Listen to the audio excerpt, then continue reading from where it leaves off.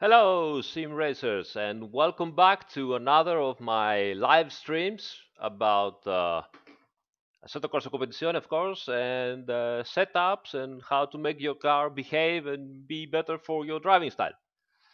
Right. Well, uh, I wanna first of all I want to really thank you all, guys. The response in those videos and in my channel has been absolutely amazing. I honestly wasn't expecting this kind of enthusiasm. Your chat, your comments, everything is mind blowing. So thank you so much for all your support. Spread the love, subscribe down to the channel, tell your friends. Let's make this even bigger. And absolutely, anytime you have comments, you have ideas that or questions that you want to share with me, just let me know, and I'll be very glad to reply to you and try to make this whole kind of experience more interactive. All right, so first thing first, Assetto Corsa Competizione is on sales right now on Steam. We have a sale for, I think, I don't remember the occasion, New Year, I think, something. So, again, tell your friends, bring more people into Assetto Corsa Competizione, and yeah, let's do it. Thank you, Mr. Dan James, for subscribing. That's all the subscribe. Welcome. Okay, so what are we going to do today? Today, as I said, we are going to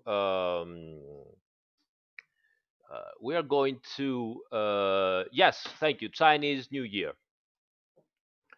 So today, if I finally all right, we are going to try this amazing Lamborghini Huracan GT3 EVO. So it's 2019 model. It's one of the fastest cars in Assetto Corsa Competizione. It can win practically in all the tracks or almost. But it is a difficult car to correctly set up, to have correct balance. It changes a lot from during the race. It changes from circuit to circuit during ambient, and this is one of the reasons also why the car, yes, indeed, won the 2019 championship, but with just one car, the one from FFF team, Orange One, FFF Racing Team. If you see all the other teams, especially with the Evo aerodynamic improvements, they were good, they were up there, but they were suffering. It was really hard for two reasons. First, as we said, the car is difficult to set up properly. You need a very experienced team. You need very good telemetries. You need, everything has to be perfect. All the team has to work properly, and that's the first reason. The second reason is that the car was already very competitive. Sorry, it was very competitive in 2018. So when Lamborghini showcased and brought the Evo model with many optimizations, especially aerodynamic optimizations, the BOP, the balance of performance, struck them really hard. So the car became very heavy, very heavy in comparison of the other cars. And on those cars, they are very sensitive cars. Every little thing, changes how the car reacts. And so, adding more kilos, the car were almost everywhere over 1,400 kilos. So that's a lot over that. And that's, with the driver, but no fuel. So with fuel, those cars would weigh around 1,500 kilos. That's a lot. So it is a difficult car to put together. So we're gonna try this car. Of course, we're gonna take the championship car. Let me remind you that one of the best sim races in Assetto Corsa Competizione, Camille Franzac, won our eSport series event and actually drove this specific car at Adria, the real car. And he amazed all the engineers at the telemeters. They didn't expect this kind of performance from him. So let's get this, and we are going to test this thing at Hungaroring. Now, Hungaroring is one of the most difficult tracks. Uh, I mean, it has almost no straight lines, almost no straight lines, turn after turn after turn, and continues one after another. So it requires tons of good flow, and so you have to go left and right like that. And good flow means you need to trust the car so that you can attack the corners and be precise. If you don't trust the car, then you're losing lots of time. All right, so confirm, yes, we are going again to do our usual stuff as the other one. So sprint race this time, 2 practice sessions, limited tire set. Let me check that I have the limited tire set here. Yes, everything is enabled. um, we're going to do everything as realistic as possible. So let's go. Who we have here? We have Splinter Oscar and Curves. Thank you for subscribing, guys, and welcome aboard. All right, so let's load and start. And while we load, I will change the. If I manage, I will change obviously the camera and what you see. Yes, here we are. So let's go here. All right. That's it. Okay, so as usual, first thing first, I will start with the aggressive setup. I haven't had a look.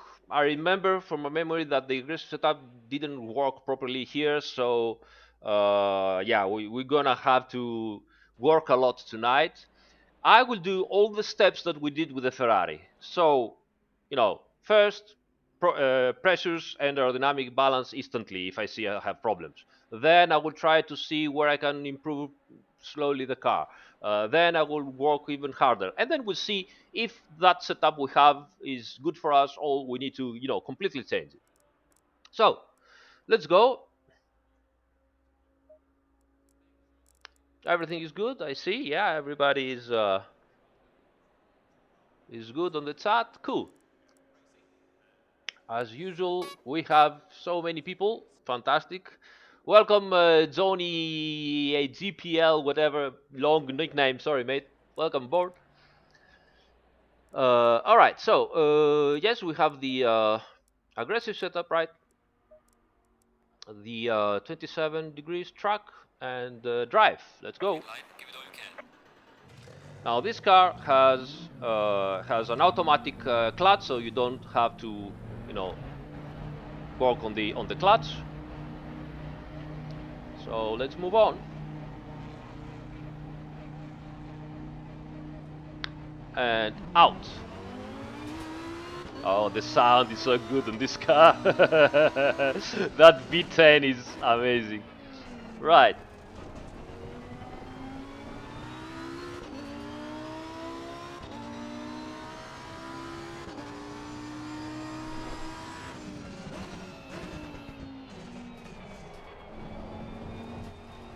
I will take it slowly, of course, for now. My frame rate is a little bit low today. Maybe I have something activated that I don't remember.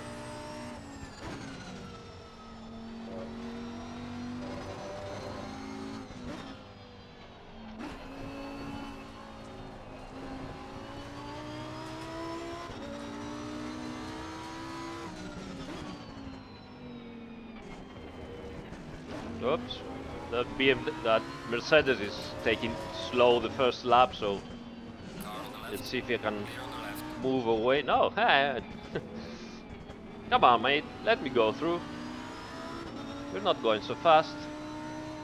So let's follow him and possibly overtake here. Yeah. Right, that's it. We're clear. Let's go.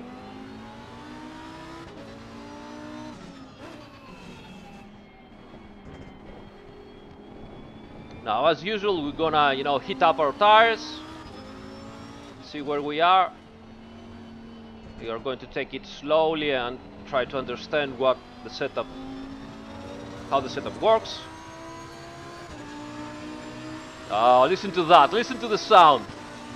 Power! Right, that's enough. Enough power. Alright, second gear here. I could do also first, probably.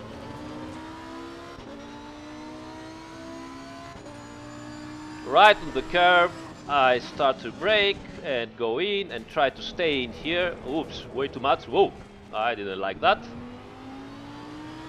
Yellow guardrail over there, you change direction. Orange guardrail at the right. We'll see it again. Start of the curb here. One gear down. Third gear here. You can also use second, possibly. Car is a little bit unstable. I don't really like it. But, you know, second gear, jump a little bit. Third gear, brake. Oops.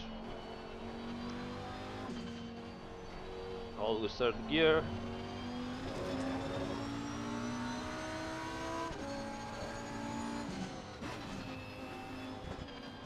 Come on, mate. Get off. Go away.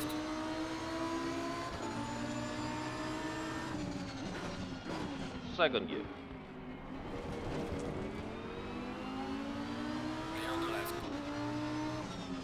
Car on the left. Go. Clear on the left. Let me go. Car on the left. Clear on the left. Interesting, the AI wanted to overtake me at my last corner. Well done, Stefano, thank you for that. Listen to that. Let's go. Alright.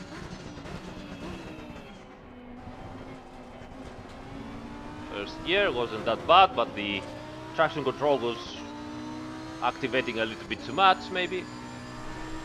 Second gear here.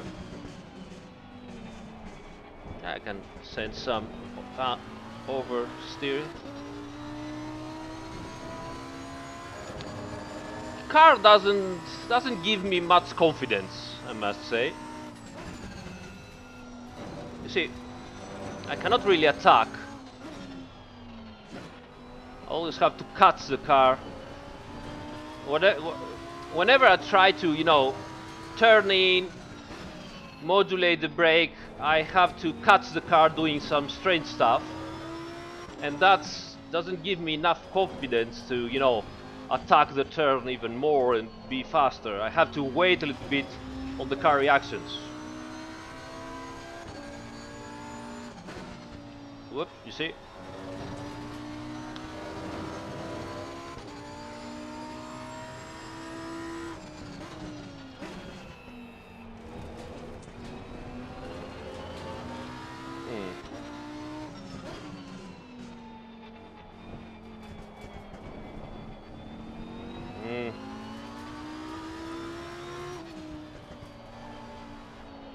I don't like it.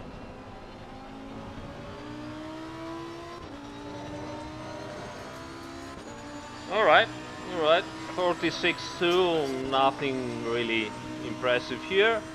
Let's get into the pits and check our tire pressures as usual. So another lap pushing. Always remember to push even on your in lap, so that the tires do not, you know, get cold.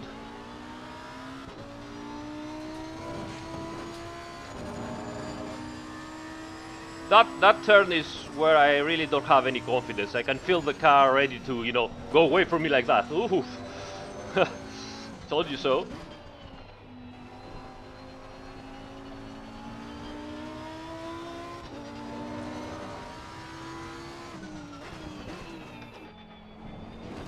Even here, that is very slow, the turn is...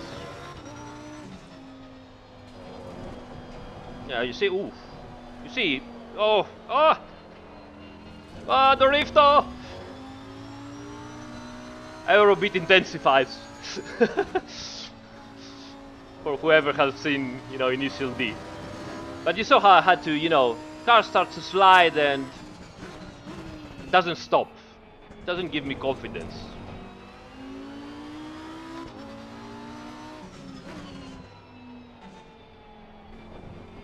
Okay, let's go in.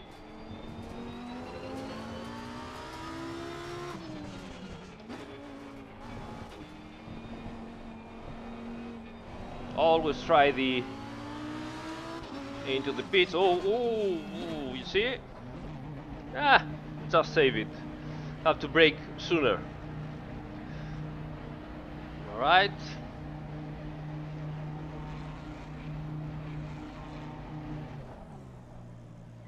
Okay, let's go to the garage. Okay, so what do we have here?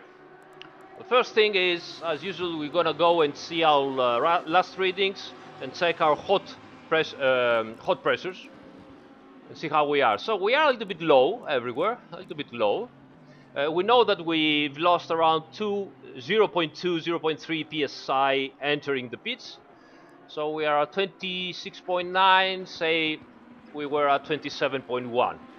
So we want to go a little bit higher.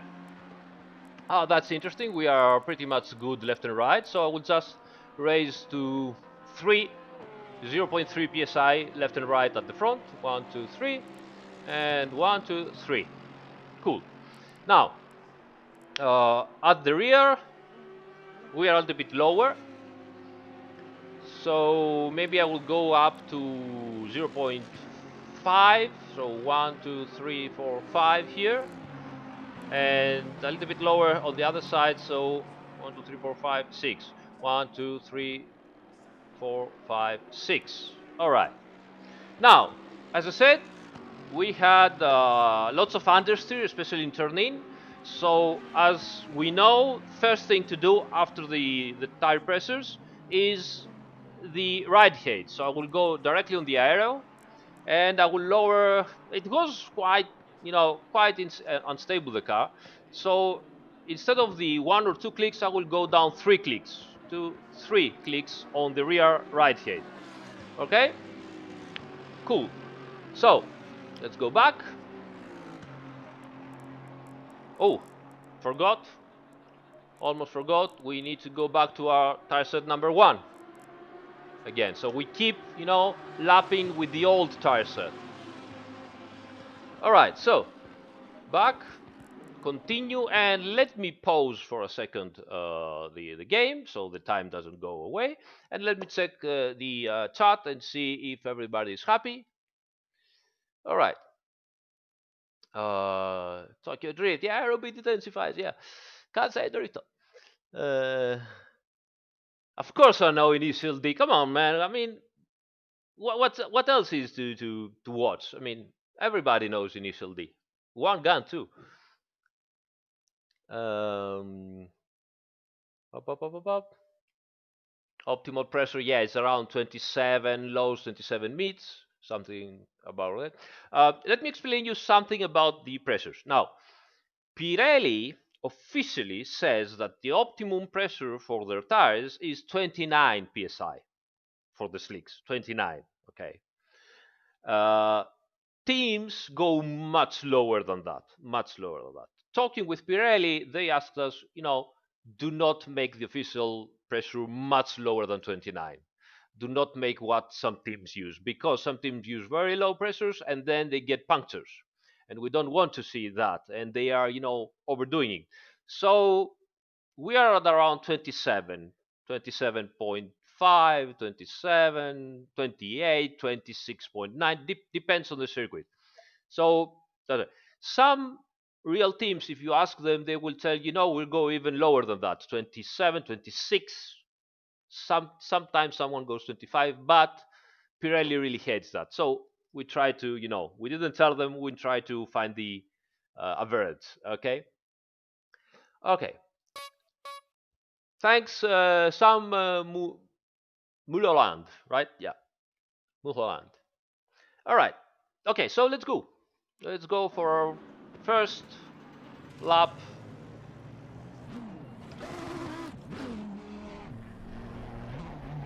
With, as we said, correct pressures, hopefully, and lower rear height, and see if we can, control the car. All right, let's go. Absolutely, mate. I'm here to tell you as much info as possible, so please ask whatever you want. Don't worry about that. That's why we're doing the live streams.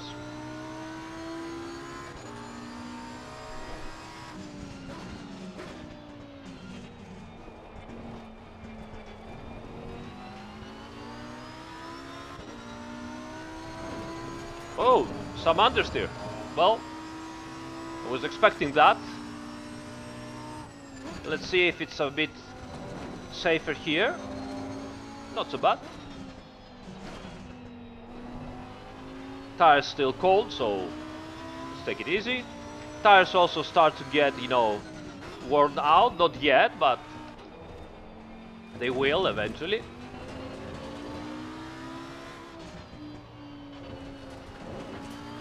Hopefully I will also get into the flow and start driving better, because right now I'm driving really bad. But it doesn't matter, as far as you're doing correct lines, you have your, your reference points, you're driving properly, you don't do big errors in your driving lines, then speed is secondary in terms of car handling understanding. What I mean by that? I mean, yes, of course, speed is, we're in a competitive ambient, so speed is the most important. But if you want to understand your car, then you need to drive your car properly and almost let aside lap times. Right now, we're trying to find the balance of the car, balance of the car.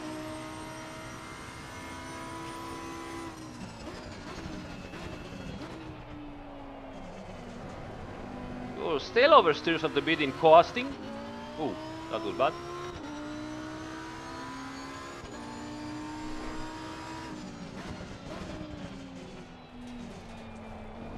And I still have some oversteer, yeah. That's strange. With 3 clicks in the right hand and still having oversteer. So that gives me an indication. Because as you know, those cars are very sensitive in... ooh, look at that. Ooh, look at that. Wow, that was scary. Now, probably the tires have also starting to let go at the back, but let's see.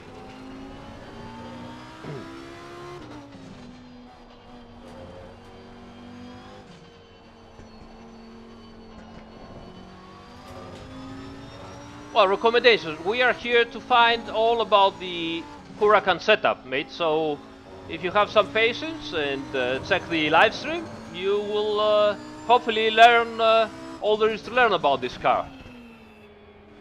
And if you have to leave, don't worry, because tomorrow this video will be online. And after that, as usual, I will cut it to small pieces and post it during the weekend, the next week, so that you don't have, to watch the whole live stream to get just one information out of it. So stick here, and we're gonna explain everything about this car.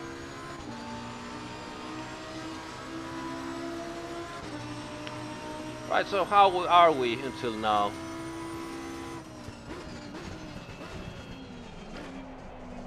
So we haven't really cured that oversteer in turn in. So I'm trying to modulate the braking and turn the car in, and the car oversteers quite a bit.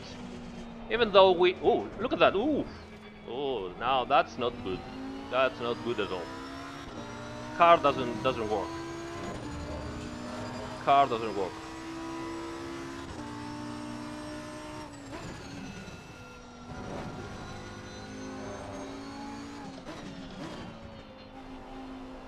I have to stay on the accelerator to make the car work, which is not a good indication. I remind you guys, you want to find a long turn and play with the accelerator and see. If you lift off the accelerator and you go into coast, ooh, that was really bad. So that's a bad indicator. Car on the right. Oh, I crashed. That's really terrible. Wow. So that shouldn't happen. So let's go back to the pits and see what we can do about that. Fix the car because I have damage.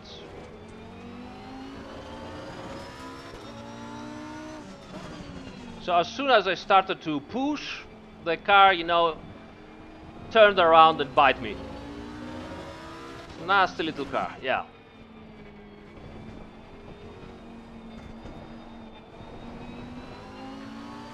Try after that, brake, first gear, perfect. So this is where I brake. So here's what happens. Um,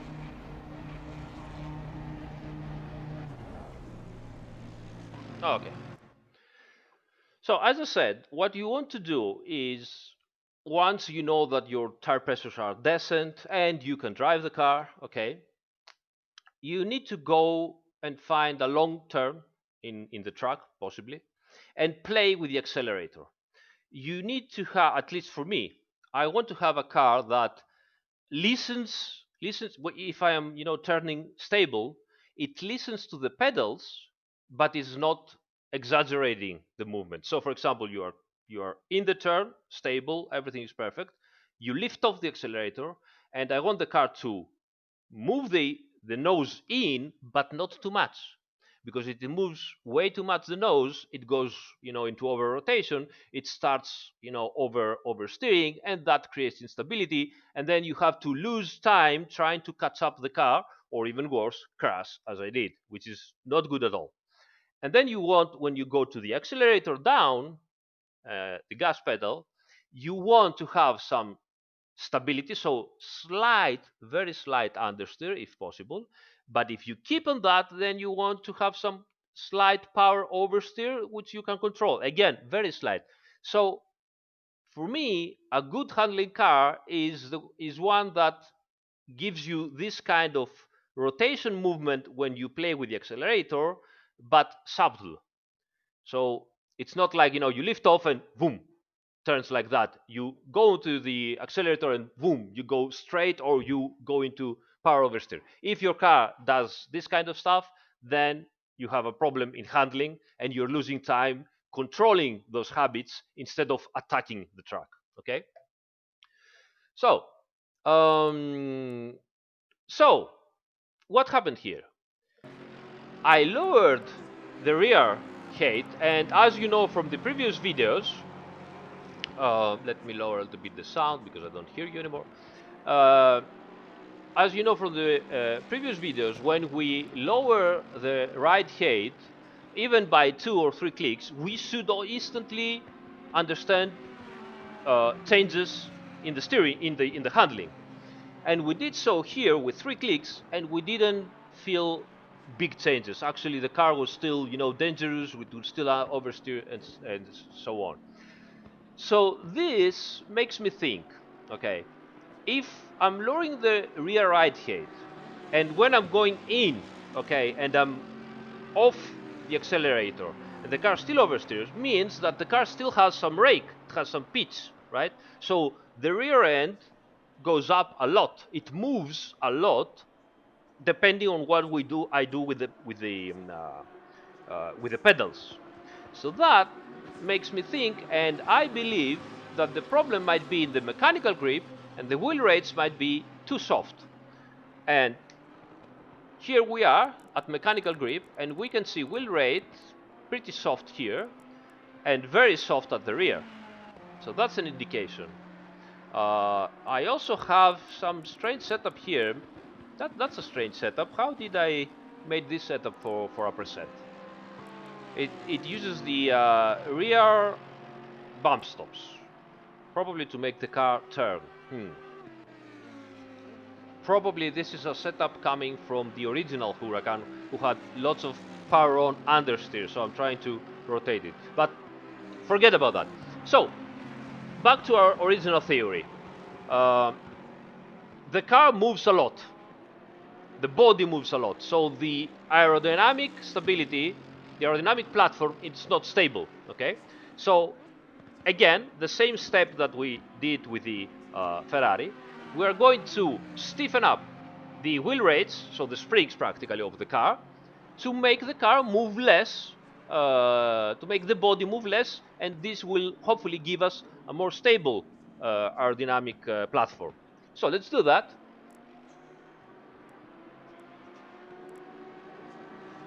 Exactly, Tiziano. So, as you said, the car has an aero balance that doesn't control the pitch. It's unstable into braking and entry of the corners. That's what we're going to try now. So let's make the rear stiffer.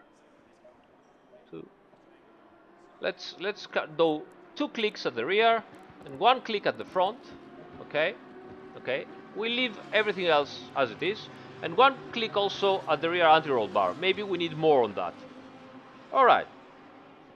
So, ciao Luca! Luca Sodano, our sound engineer. This is the guy responsible for the amazing sounds of Assetto Corsa Competizione.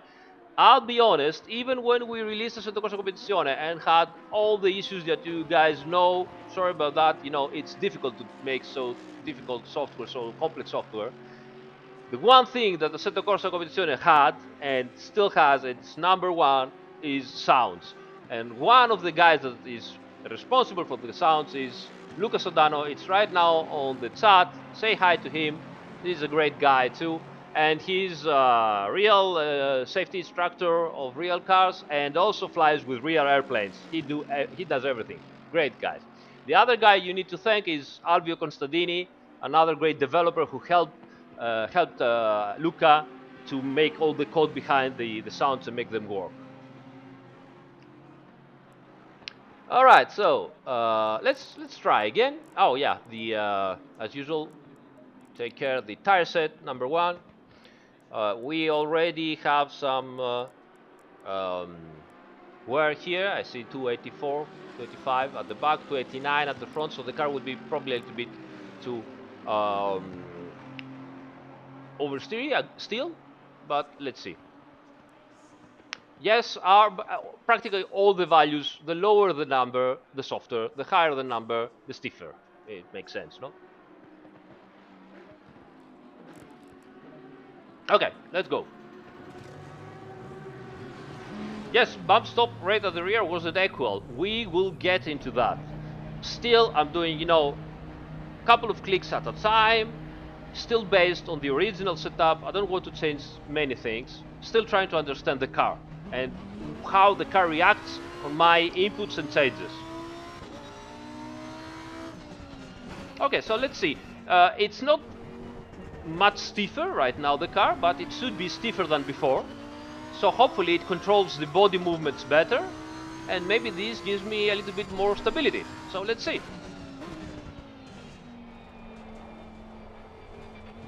Very good turn in, some understeer here, let's see.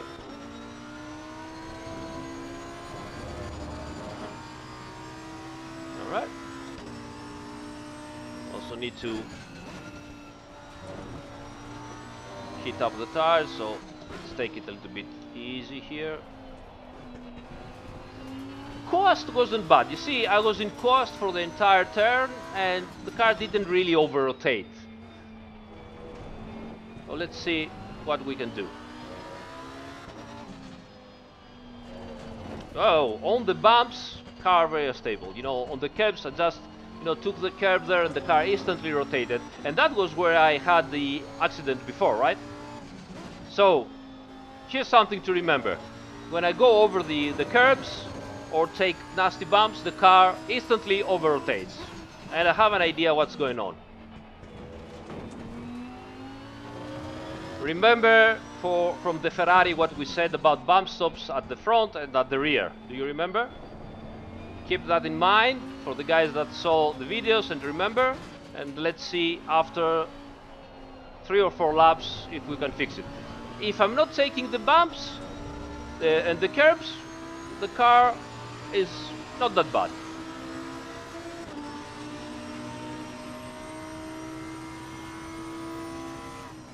Braking. First gear.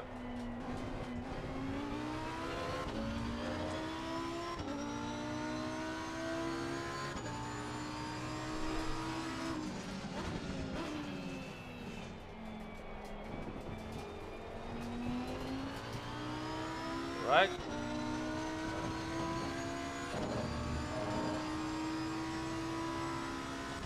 A bit more engine. First gear here. Oof. Over the curb. I have to go over the curb there, and instantly the car snaps away. That's a very good indication. Every time I get a curb, car bounces, and I'm losing control.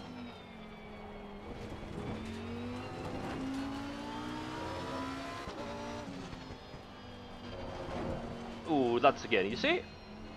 That curb again. If I'm away from the curbs, car is pretty good.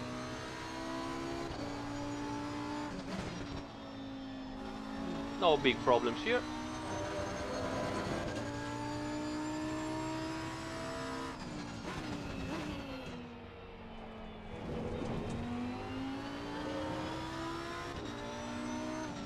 Braking again, get in. You see here it's not a big deal. The car is pretty stable. Let's see on that turn too. Yeah. Definitely stable.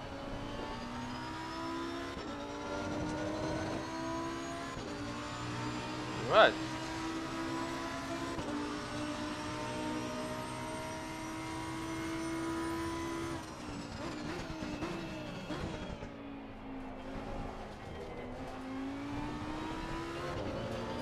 You see, actually, I'm faster from the delta into turns that I don't have to go on the bump, on the curbs.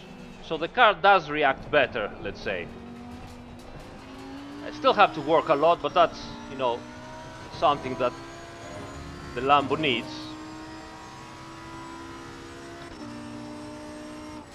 Here I have to be very careful. Yes, it seemed perfect, but I had to work.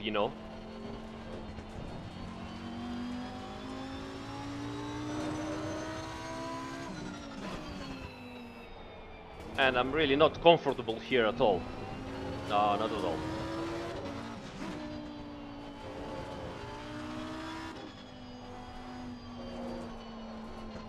Yeah. All right, let's heat up the tires a little bit more. Let's do this lap and then another in lap. Let's see. And then we have an idea of what we could do.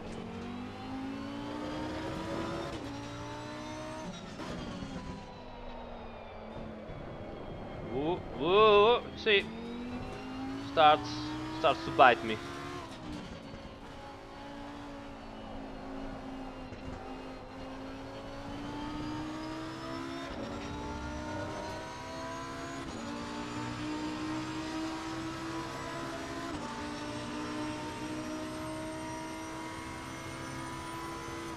Okay, let's do this lap to go in.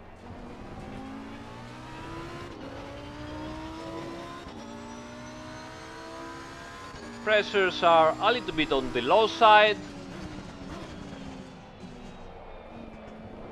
Oh, again Dorifto. I don't like that. This is all wasted time really. See how the delta goes down again.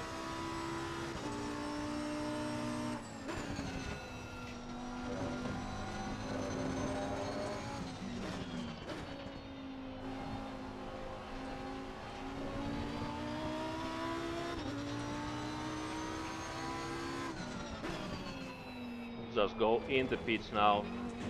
Ooh.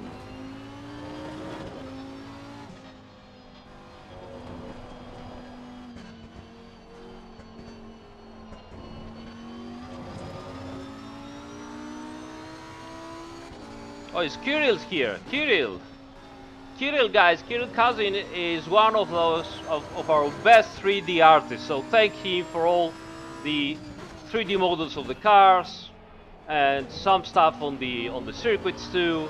I mean, this guy is amazing. It's so good. The models that he's able to do is mind-blowing. Okay, let's go in.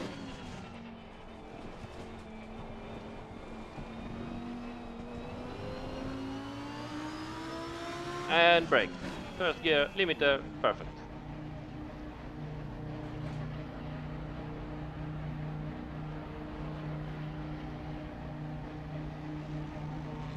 Okay.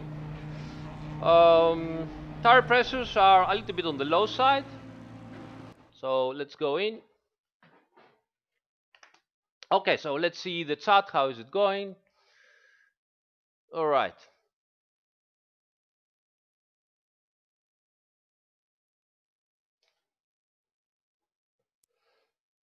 All right. Yeah, cool. So much love in the chat. Thanks, guys. Okay. So, as I said, the car still is tricky. Oversteers, understeers, it doesn't stay where I want it to. And one very, very important indication is that it becomes very bouncy. It jumps actually. Sorry, it isn't that it actually bounces. It jumps. It jumps when I go over the curbs. Which brings me to mind one thing. So let's go to the garage, the setup. Okay, mechanical grip. So here's something strange that I have into this setup. And honestly, I don't know why I did it. I believe it is a setup that comes from the old car that has big understeer issues. So that might be the case. Or the chassis flex that we introduced make this setup doesn't work anymore. So as you saw here also, you've noticed, we have a pretty low bump stop range gap at the rear. And not only it's asymmetrical, but it's also low, which means that at some point the rear suspension goes into the bump stop. Now, if you remember from the Ferrari 488 setup video, I told you that it is advisable to have pretty stiff front bump stops, but it's better to not have rear bump stops because the rear bump stops are variable stiffness, and the variable stiffness, it's not that it doesn't work, but it makes your life harder when you're going over curbs. It might gives you traction controls, it might gives you instability controls, or it might make the rear end jumping around, which is exactly what is happening right now. So again, I'm not saying it doesn't work everywhere. I'm saying that on some occasions, actually on many occasions, they are not easy to control, the bump stops at the rear, and generally the teams try to avoid them if they can. In this case, I also want to avoid them because, as you saw, the car jumps around a lot, so I'm not convinced this thing works. So, what we're going to do, we're going to completely eliminate the bump stops at the rear suspension, like this. So, something big like 60, okay? Now, this is not a situation of do one click and see what happens. Bump stop is bump stop. So I don't want the rear suspension to touch the bump stop. So at that point, I push them way too high to make the rear, never go on the bump stop while I'm driving normally. Okay? I would also make them symmetrical. I also notice here that I have an asymmetrical front and rear. So let me put this to 1, 1. Okay. Now, that's all. I could try and see if the car is, better this way. But I'll try, I don't know. I'm not sure about that. I'll try to make. No, actually, leave it as it is. Leave it as it is. Let's go, back to our tire set number one. We saw our pressures a little bit down. Maybe I want to raise them a little bit. 1, 2, 3, 1, and 1, 2, one, like that. Okay, and see what happens.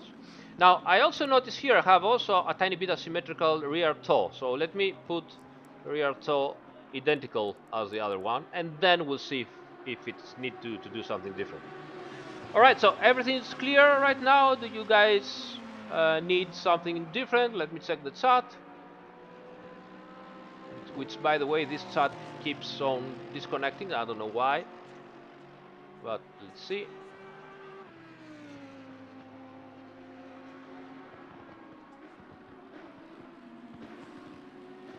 All right.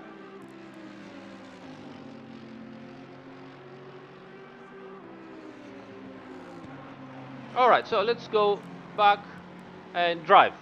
Okay?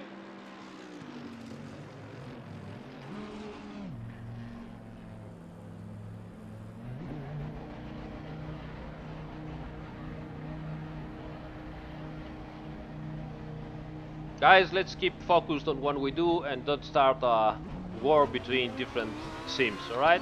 Thanks. Okay, let's see what we did now. Let's see if this works. Yeah, that setup doesn't look very correct, right? Doesn't look good. I don't know. Maybe I saved the wrong setup. All right, so I see some understeer here, which is positive. It's not that I like understeer, but means that finally setup starts to react properly, you know?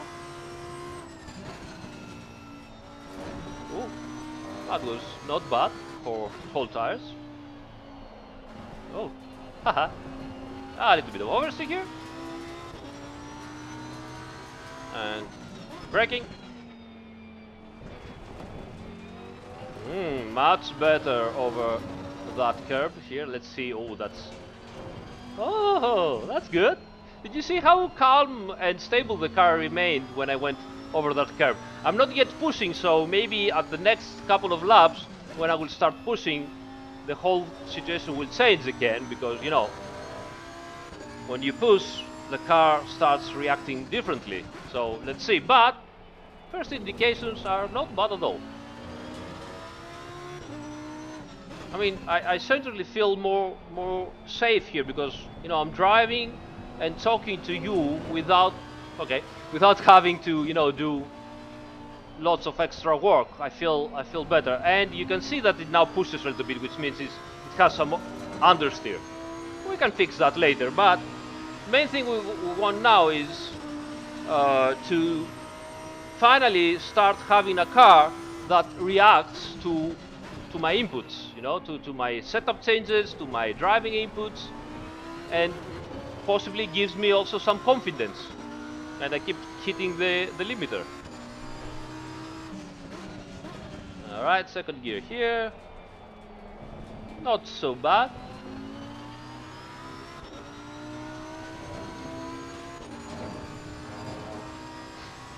Alright. Yeah, oh, that was nice.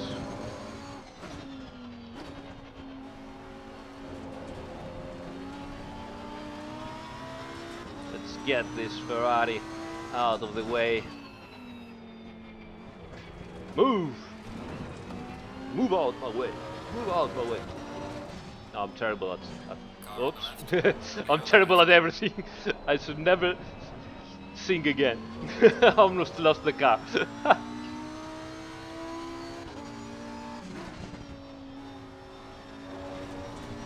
Oh, that was nice here. You see, I can attack more the curbs and still have better control of the car. Yeah. Tire pressures seem decent, a little bit asymmetrical, but we can fix that easily. Car is a little bit understeery. Not everywhere. But at very low turns, yeah. At medium turns, still some oversteer. At low speed turns, some understeer. I'm taking notes. It's important that you take notes. You always have to analyze everything.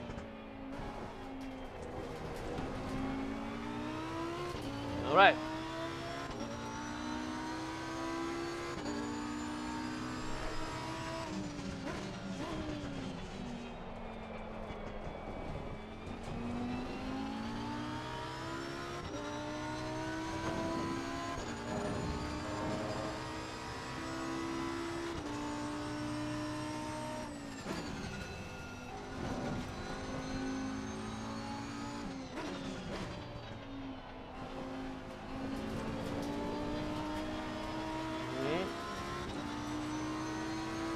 This guy is starting to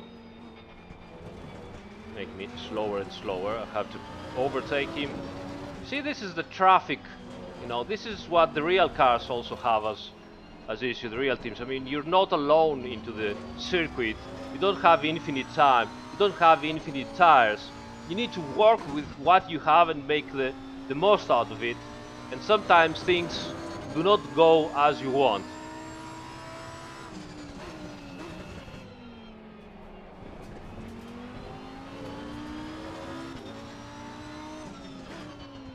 Alright, second gear here. I still have to be a little bit careful in turning.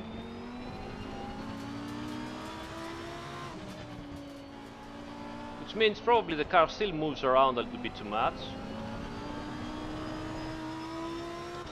Some oversteer, power oversteer at the exit.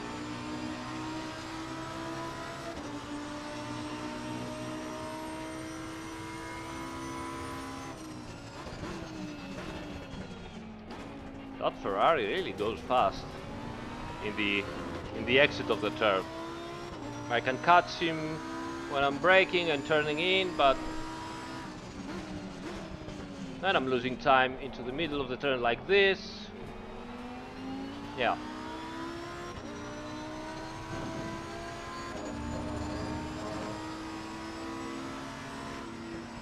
Ooh. Let's do the David Perel. No, we can't. Oh, wow. I tried to dive bomb him, but wasn't able.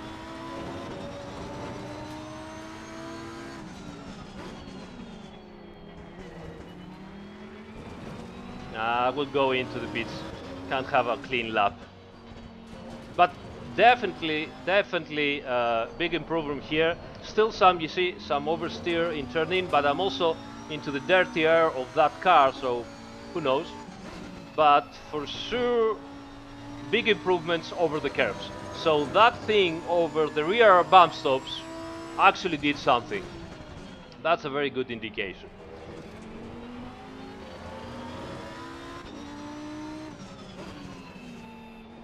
So let's go in. All right.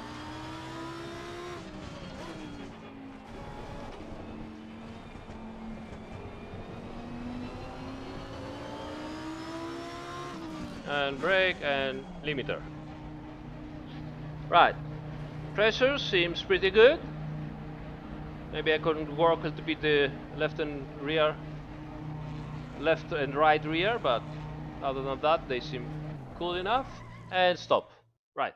Let's check the chat.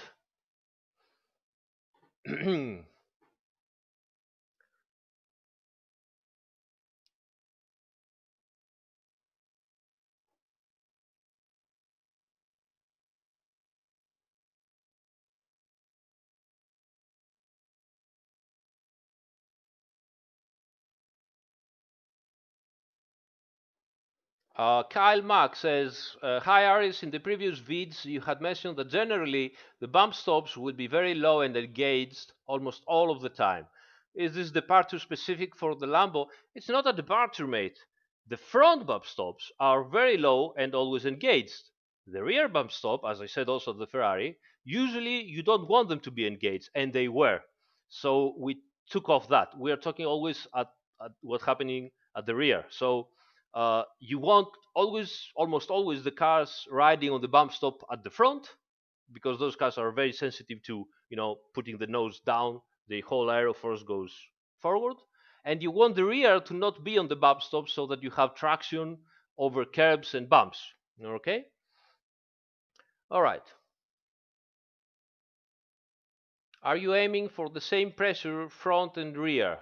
Generally, yes. Generally, yes. Sometimes a couple of 0.1, 0.2 less psi at the rear to have more traction if needed, or you can have higher traction on the front to induce some slight understeer and have less rolling resistance. So you can go up to 28 at the front if you have the car very pointy, and you need less rolling resistance, say for Monza, for example. This is something you can do, but generally more or less the same. Uh,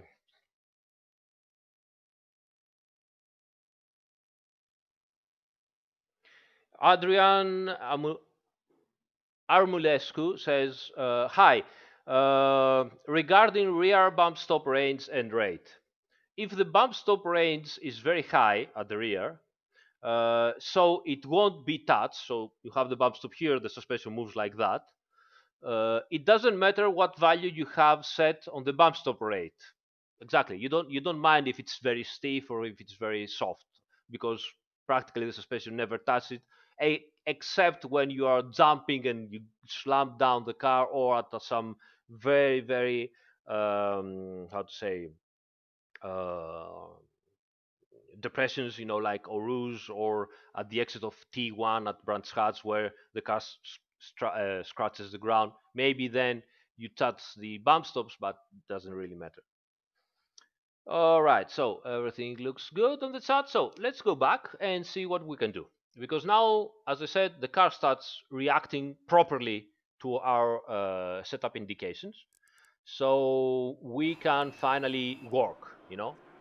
Because until now we had issues. The car, I mean, we were doing things, the car wouldn't react properly. All right, so let's still stay on the mechanical grip. And as I said, I still have some, strange oversteer moments. So especially when I am at steady state, when I'm approaching the steady state. So I'm turning, car is almost stable, not yet perfect, but then at some point it rolls and sets, as we say. So it took all the roll it has to do, and at that point it starts rotating too much. So I think it might be a good idea to make the rear roll bar stiffer.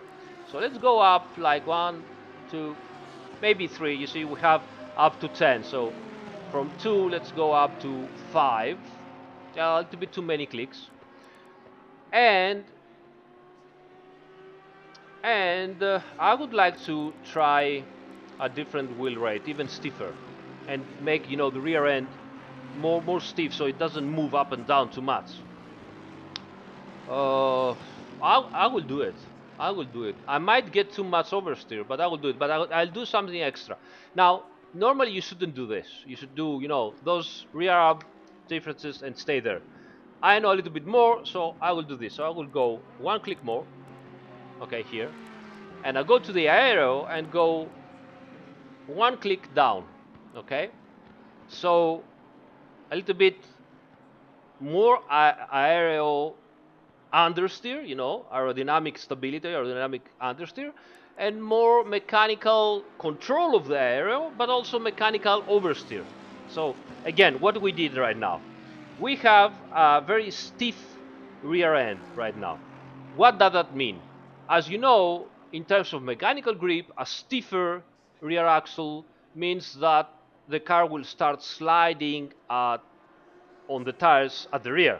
Okay, but it also maintains the aerodynamic stability more identical in all different states. So braking, accelerating, it doesn't move so much.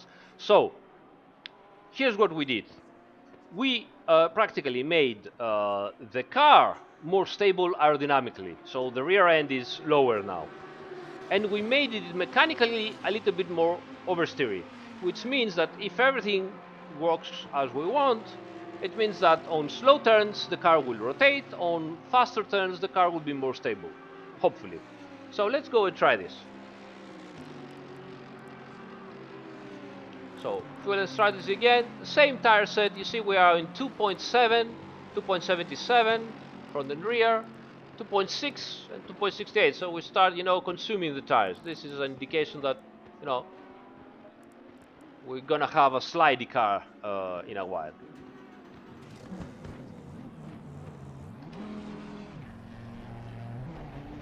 All right. So let's go out. We're already 15 laps down. And go. Nobody is arriving, so all the track is for us. Hopefully we will get also some clean air this time.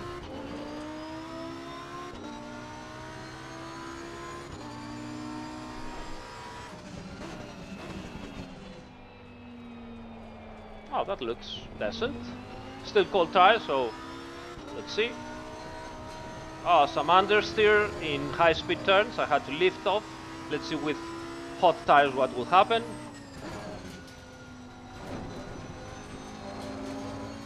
Not bad.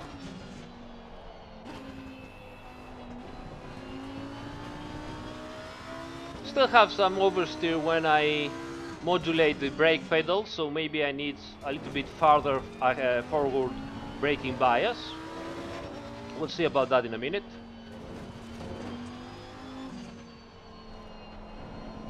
Car turns pretty well, but then destabilizes a little bit.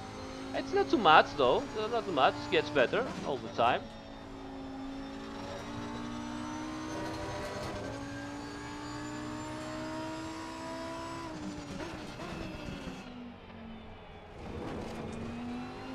Right?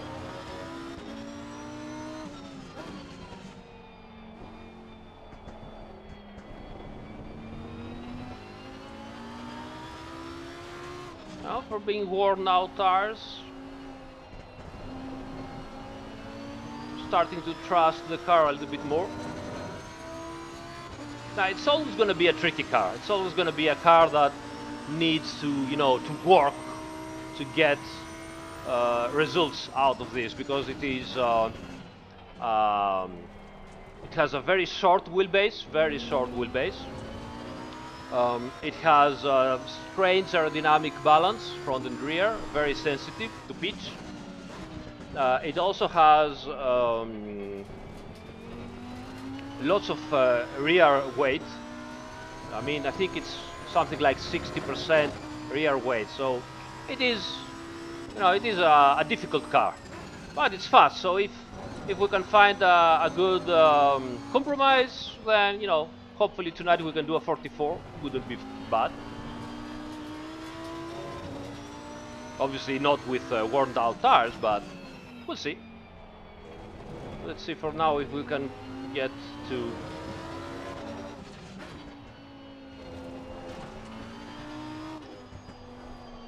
Now my front end is a little bit pointy occasionally.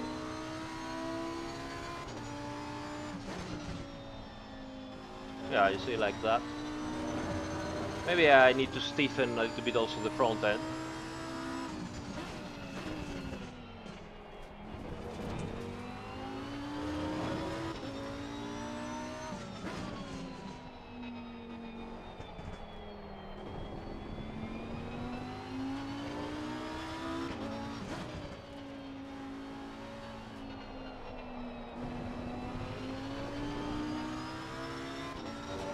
Right.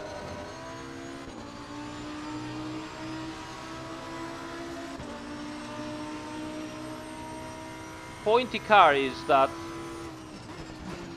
when you are turning in, okay, like that, the car is not so gentle. It, it wants to, it darts into the inside, and that means that I have to be extra smooth with my steering inputs. Now that, for most of the aliens and very capable people, is a great thing to have, because they can be very precise. For someone like me that right now have to talk to you, I'm tired because all day I've been driving and testing things, and I am also a little bit of a lazy driver, so I'm not so focused and careful on what I'm doing. It's not so good always. It's good to have, but not so good always. So I would like to have a car that it is a little bit less nervous to change direction like that. There's plenty of things you can do about this. We'll see in a minute. But, as always, drive and think. Don't just drive and, oh, have to be faster. I have to be faster. No. Drive and think. Take mental notes. Or even, stop, take notes on a paper, or pause the game and take notes. You always have to, to practice in a correct way. Not practice, in just for the sake of it, just doing laps. You need to practice and think about it. Every time you go into a turn, what happened? Did I have to correct? Did I have to move the steering wheel like this? You see? So all of that is why that happened, because I was on the accelerator and I was over, pushing it. So always think and mental practice about what the car is doing.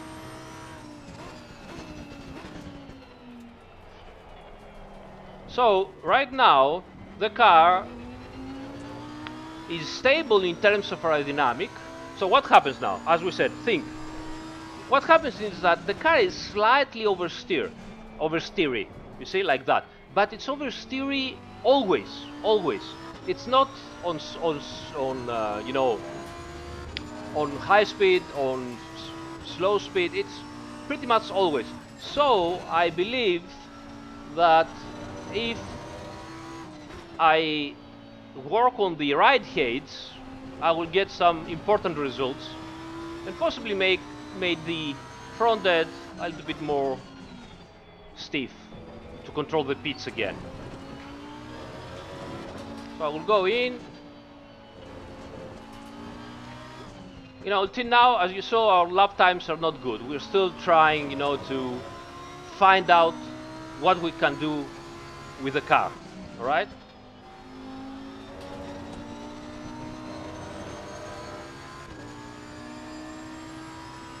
Yes, that's true. If I stiffen the front, I will make it even more pointy. So maybe that's not a good solution.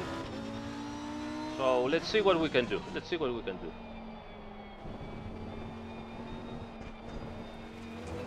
All right, let's go in.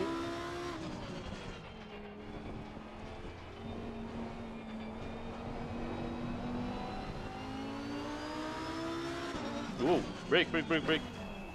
Whew, right on time.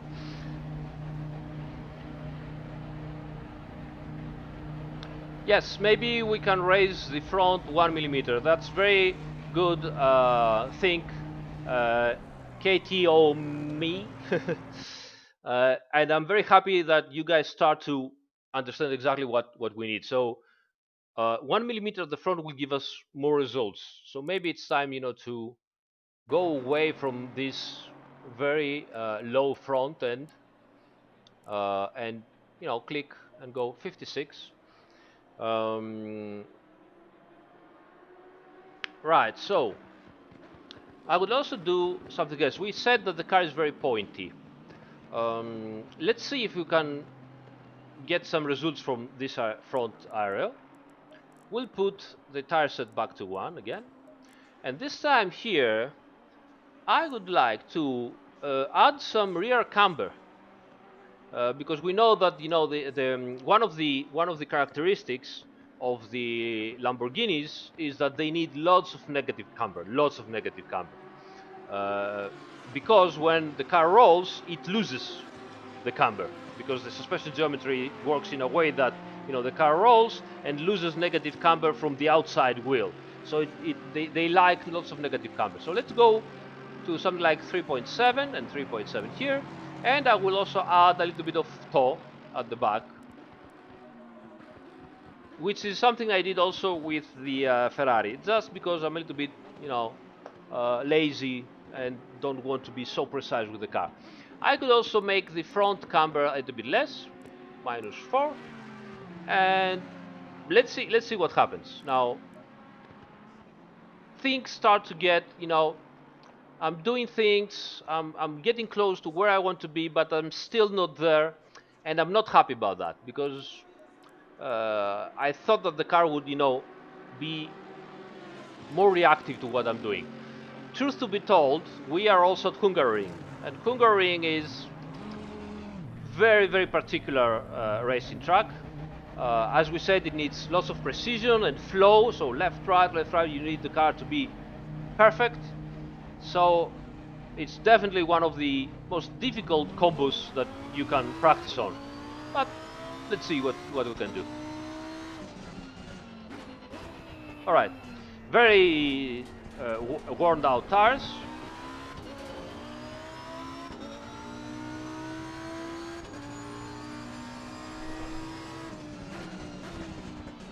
All right. Whoa, some oversteer already. That's not good. Why?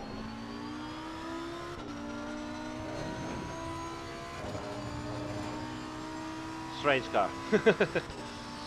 Let's see.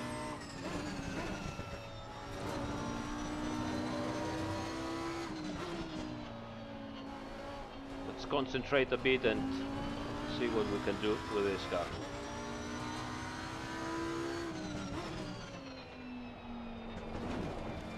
Oh, that was not good. Oh, that was terrible.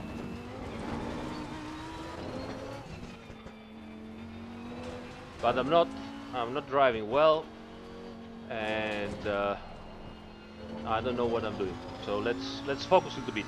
Focus, Aris. Focus. Focus. Concentrate.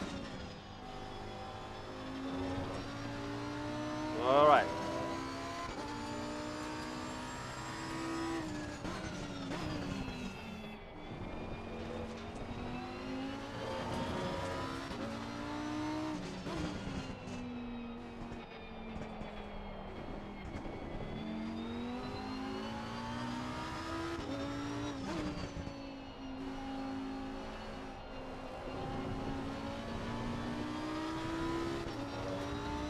The tires start to be quite slidey now.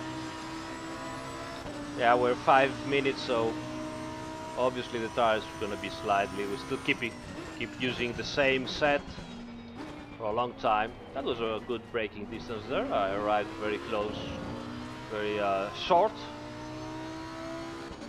All right, let's see what we can do.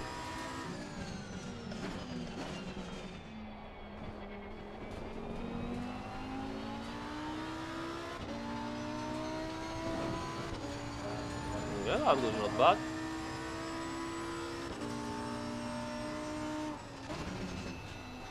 In you go. Descent.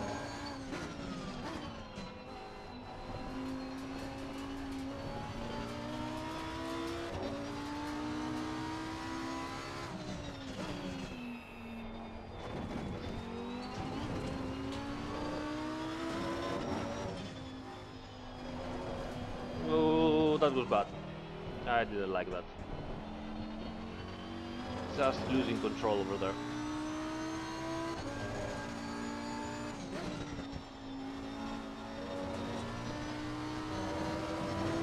It starts to slide around quite a bit.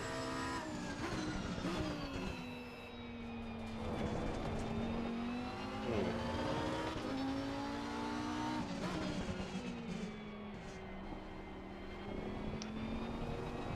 Let's go in and do a couple of changes. Let's see if we can make it to do another lap into the same session before we change session, because we only have 3 minutes left. All right.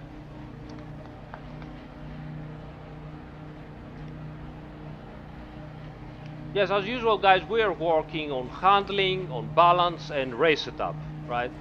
Because it's easy to change tires every time, but working with a limited tire set, working in a limited time frame, gives you, I don't know, it helps me be more specific. It doesn't allow me to be, okay, move that slider over there, move that other slider over here, change everything, change back again, try this setup, try the other, give me your setup, I want to try it.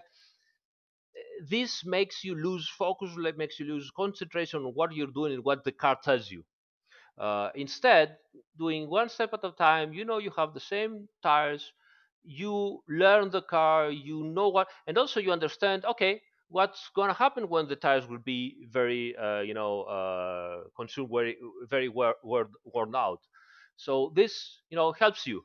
Because I hear many people, yeah, the car is very fast, but then I'm going into the race and the car starts sliding everywhere after, 5 or 10 laps, and I don't know what to do. Um, so Jonathan Straitman says, Aris, did you look at the inside, medium, and outside tire temps before changing the Camber? Not really. Guilty as charged. I didn't. I should. All right, all right, all right, all right. So return to the garage.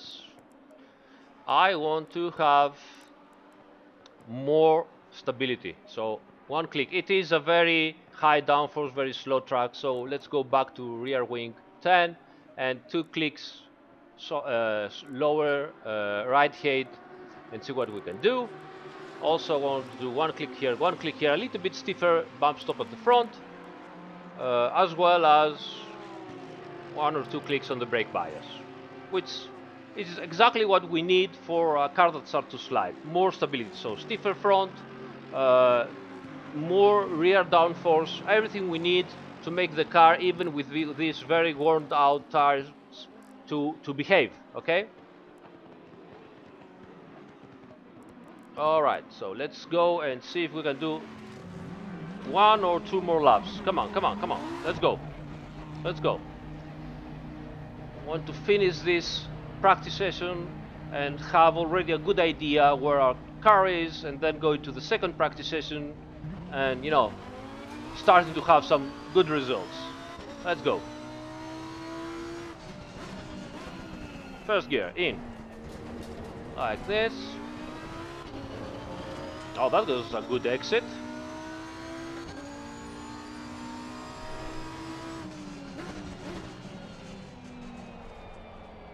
Stability, yeah, I like that. Some understeer, but we saw that every time we had cold tires, we had some understeer on that turn. First gear in, you go, not so bad. Second gear. Alright.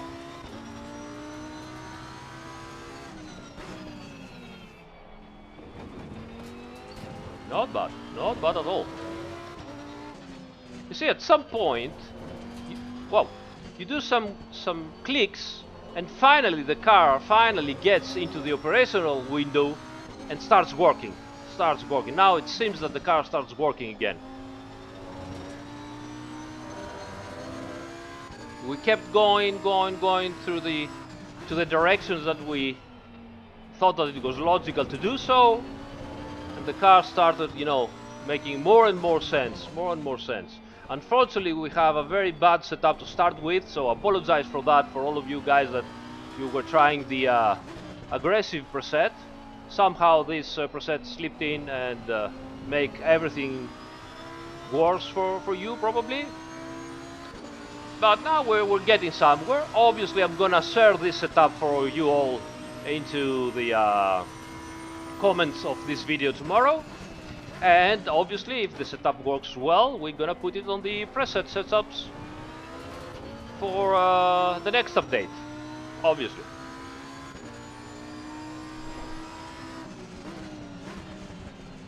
Gear here, very good.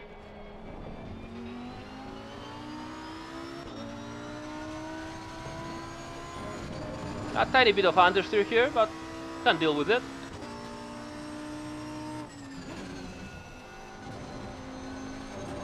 That was nice. Went too wide, but anyway, who cares?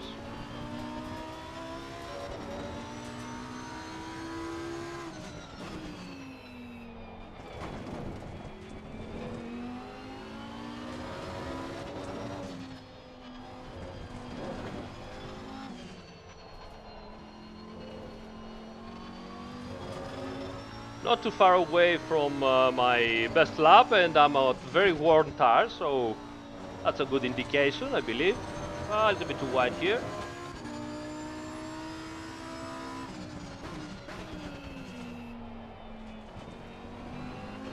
That was not a good driving over there, but again,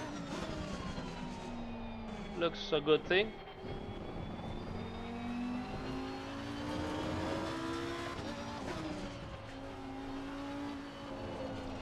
We are with tires with 22 laps, lots of sliding.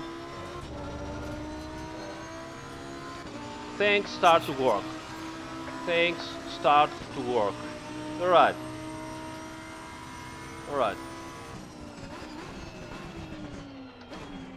That gives us some optimism for the second practice session. So let's go back.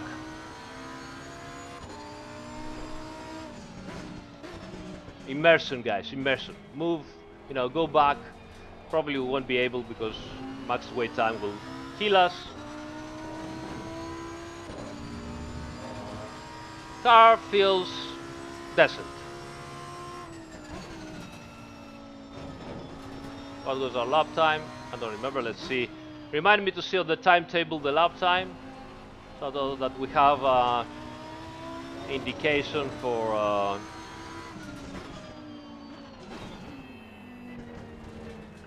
the next practice session.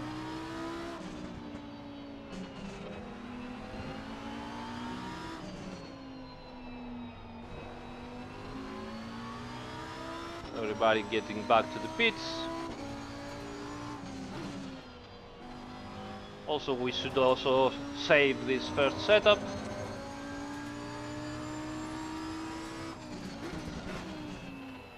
Haven't saved once. I won't say anything.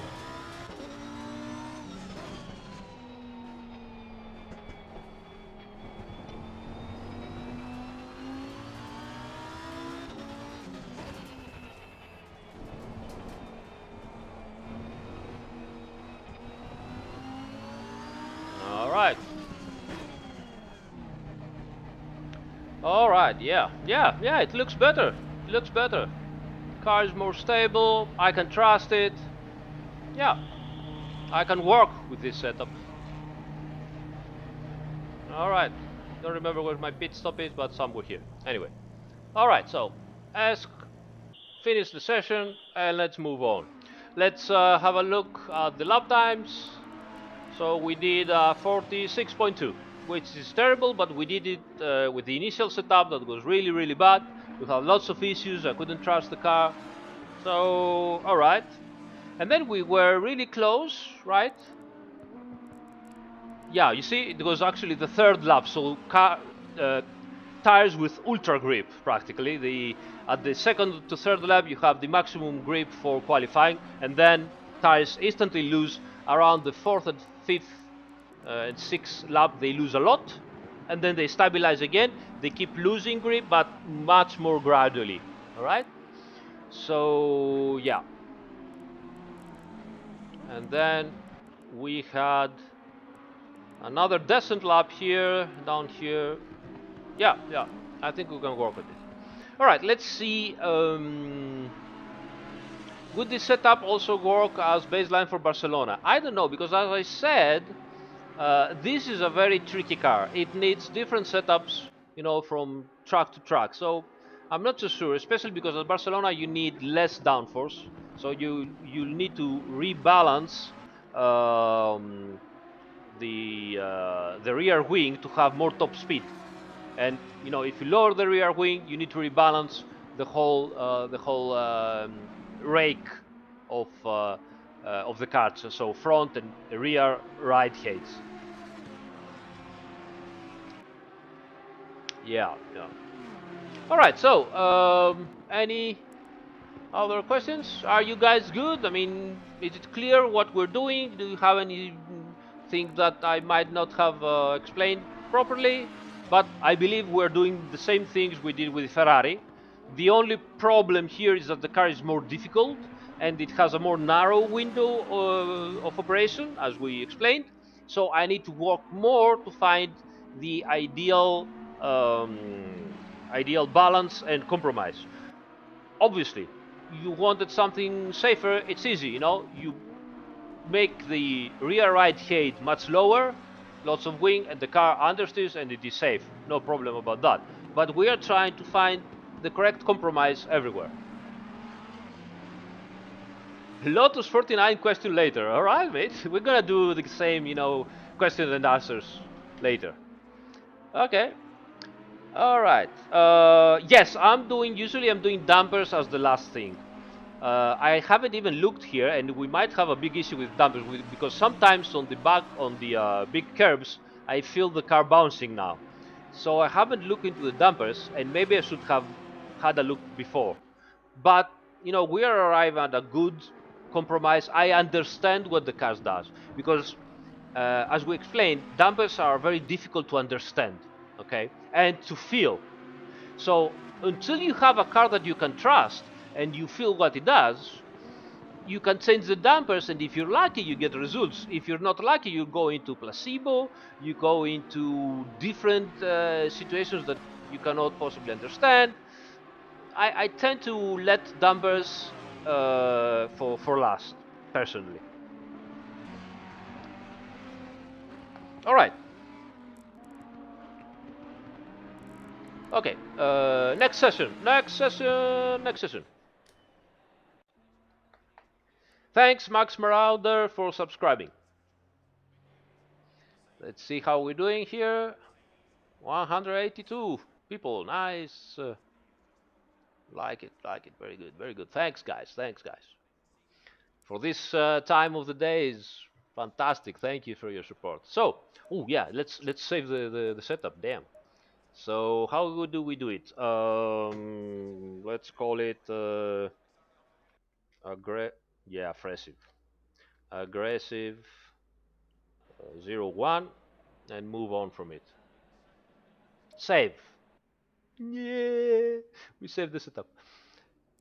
All right. So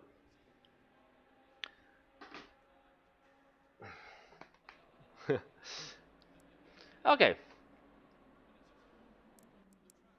let's see what we can do. So here we're like that. Let's check the dampers actually. Let's check the dampers. Ooh, that's some strange dumping indeed.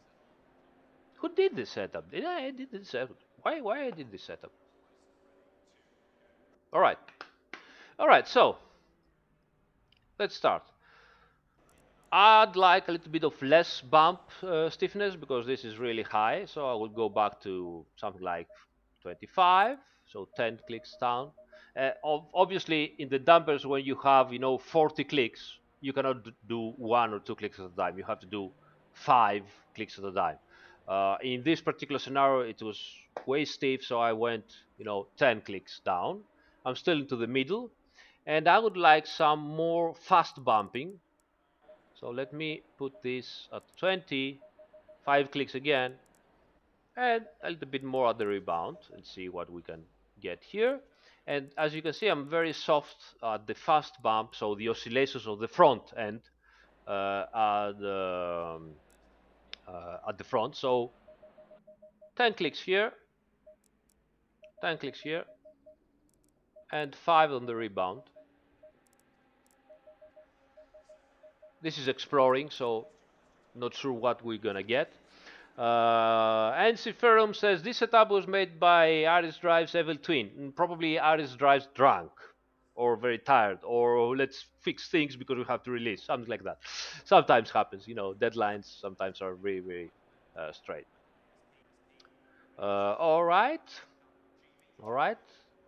Um, mm, mm, mm, mm. So the car starts to be pretty decent.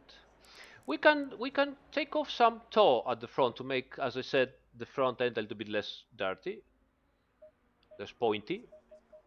So let's go down to point one, small changes, nothing big. All right, and let's do steel tire set number 1. So um, yeah, okay, 2.48 and 2.37 at the rear, so tires start to go really down. 2.5, 2.6, they're also asymmetrical in their wear, so this brings even more problems. Some turns uh, towards left might be different than towards right, and so on. And I did the wrong thing, right? Yeah, I'm always like that. I can't understand which is left and which is right. When we're going into the road with my wife by now knows, and she always said, go there or go here. It never tells me go left and right because she knows that I'm gonna go the opposite side. Every person has its own problems. All right. Thanks, mate. Thanks, Ralph Nauer, for the T-shirt. Okay, let's go back. Still, oh, the track is also a bit warm. Ooh, it's actually pretty warm. 30 degrees temperature. Wow. Wow. Let's see. Okay. Green light, go, go, go. Ignition, then starter. And pit speed active. Everybody's going out.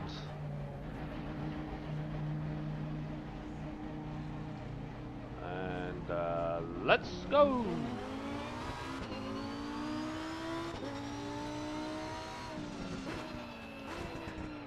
Voodoo Child, I will read your questions afterwards. Car on the left.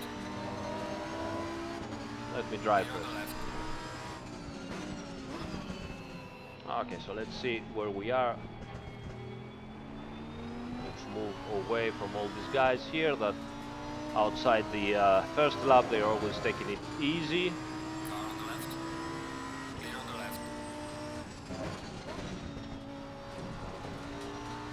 Oh, car feels pretty. Car on the left. Clear on the left. And I'm an idiot. Some light damage on the front. I'm an idiot.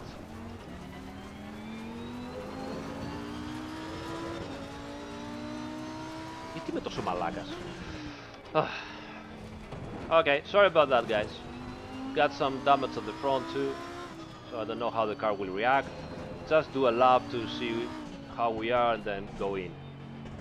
Just wasted an out lap.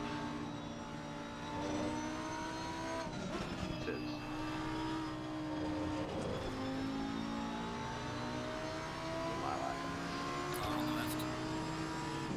Clear on the left. Brake and go in.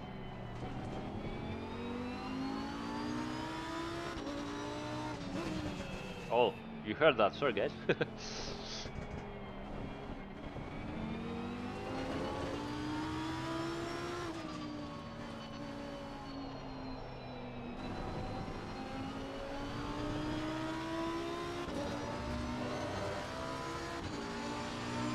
Kevin Lowe asked, why not jump back to the pits? Because immersion, realism, my friend.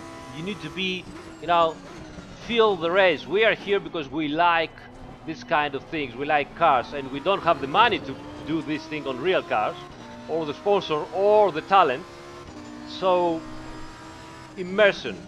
There's always something to, to understand, even in this situation. For example, now I just tapped the brakes a little bit, and the car instantly went in a tiny bit of oversteer, which gives me an indication that maybe the brake balance is way too much at the rear.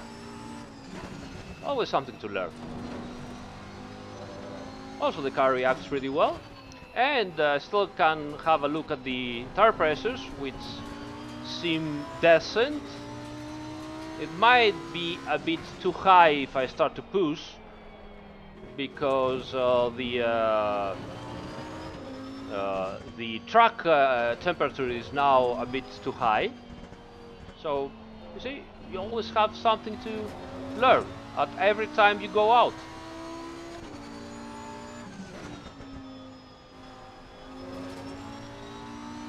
And, at the end, obviously, every one of us is different. But at the end,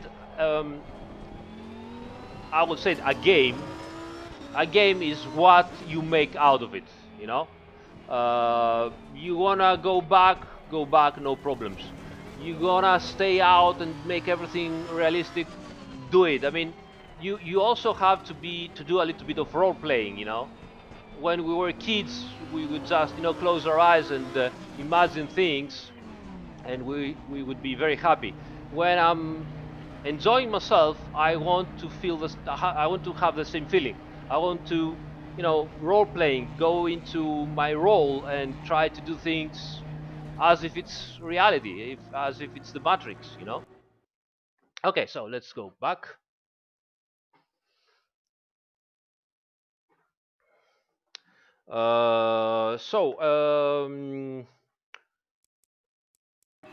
The car. I was looking at the chat.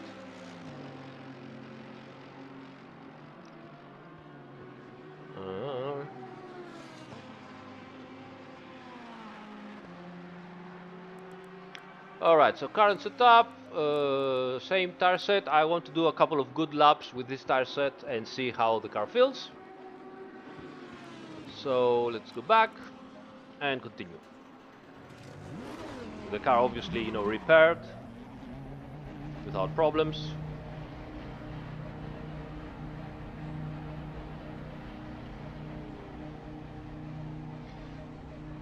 So Kim Young Understy says, you're always talking about aerodynamics. How slow a track has to be so that you talk more about, you start thinking more about the mechanical side of things. There is no such track. I will tell you why. Now, if you see even, actually, let's see here on this track that we have pretty slow turns. Now, this is a slow turn, 90 kilometers per hour, right? There are even slower turns, but you see that no turn goes under 70 kilometers per hour, which means that you have around 60, 70 kilos of the car in downforce. Now, in a 1,500 kilos of a car, that might not be too much, but like here, you see, here it's very slow. We are at 80, 88 actually, so it's a lot. Uh, but you still say, okay, it's slow speed. You have less than 80 kilos of downforce. Is it so important? It's not the actual number, the absolute number of the downforce, but it is the balance of the downforce front and rear. Now think about it. If you put one big guy into your car, into your own car, and do a roundabout, how the car reacts if you are alone, okay? How the car reacts with the guy next to you, and how the car reacts with the guy at the back seat. You will see that your car, if you manage to put the car close to the limit, which you can't obviously because you're in a public road, but still you will feel the car a little bit different, okay? Now think this happens already in a street car with very safe setup, which means very, very understeery setup, all right? Now think a race car, which is very, very close to the limit, and it has a very, very neutral balance setup, okay? What happens, what am I doing? I don't know, I'm just talking. What happens when you are practically moving 80 kilos back and forth in aerodynamics, depending on what you do with the pitch of the car. So that's the thing. It's not like the car gains tons of grip from the aerodynamic downforce in slow turns, but it changes a lot the handling, the balance of the car, because that downforce moves back and forth, back and forth. No, so the more the body moves, the more the aerodynamic balance moves back and forth. Now I have to concentrate because I don't know what I'm doing and I'm not driving at all. Okay, so let's see.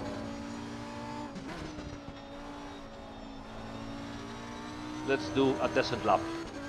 Now you see my tire pressures are a tiny bit more, a tiny bit higher than before because the asphalt is hotter than before.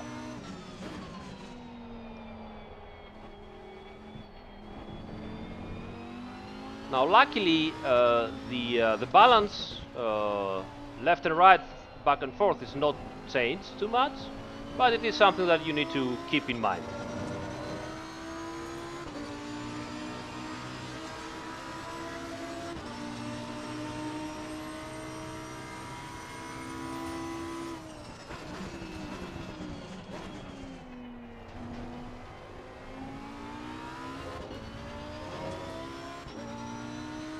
Right.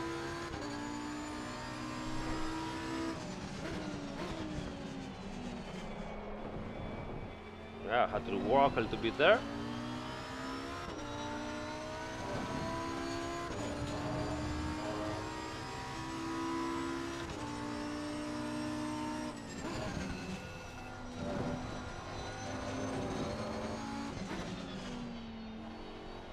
All right.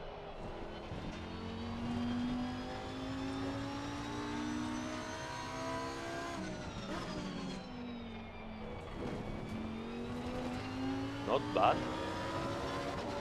I have to be a better driver also because this is a track that requires tons of precision and concentration, so I cannot do sloppy driving here. Obviously the guy is gonna react badly. So it's up to me also, not only the car.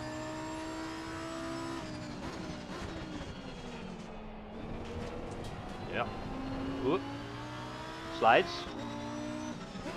Obviously. Tires are almost gone.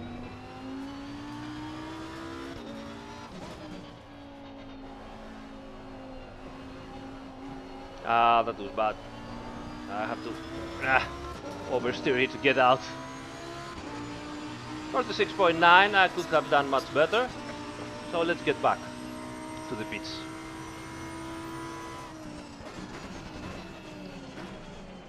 Yeah, the braking distances also start to become longer. It's time to put fresh tires. So the setup is not bad. I'm still not very happy about it. But, I think now it's time to put, proper tires on it and try again. Um, it is a good indication, though, to, understand how the setup is going to be when the tires will be worn at the end of the stint. So, yeah, it is a little bit slidey around. Let's move the brake balance a bit to the front and see if it gives us a little bit of more confidence when we go into the turn.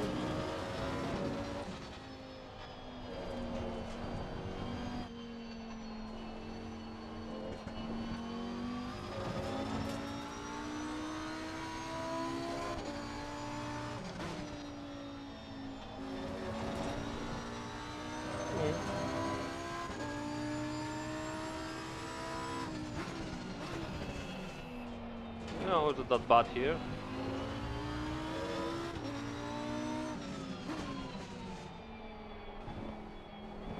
Yeah. Yeah, car reacts pretty decent.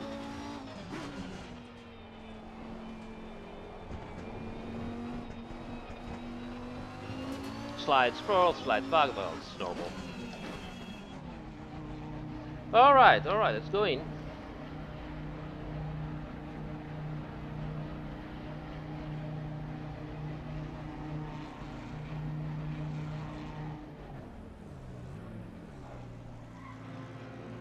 Okay, let's go here. Let's see a little bit the chat before we start, moving forward.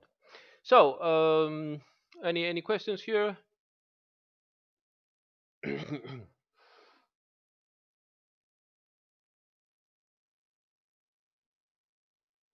Okay. Thank you for your good words, guy. So the car at the moment seems too slow and unsafe for an end of a 1 hour stint. Um, Too slow, yes, but also on me, the problem, I think. I'm not driving very well. Unsafe, so and so. So and so. We can always, I would like now to try with fresh tires, see how the car reacts, do some extra changes, okay? And then we can also get back to the tire one set, that's why we're using it, and try with, very light car and see how it's going to be.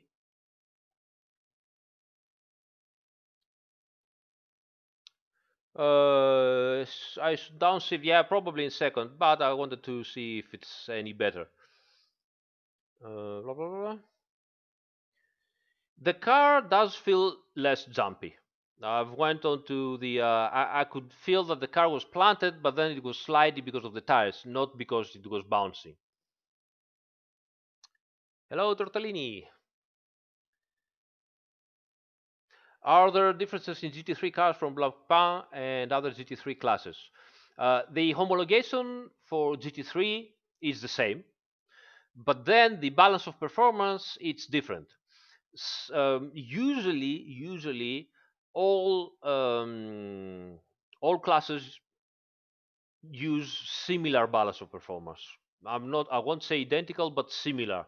There are differences. I've seen differences here and there, but it is similar. What it changes often is the tire manufacturer provider. You can have classes GT3 that use Michelin's, Avon. In Black Panther, they use Pirelli. So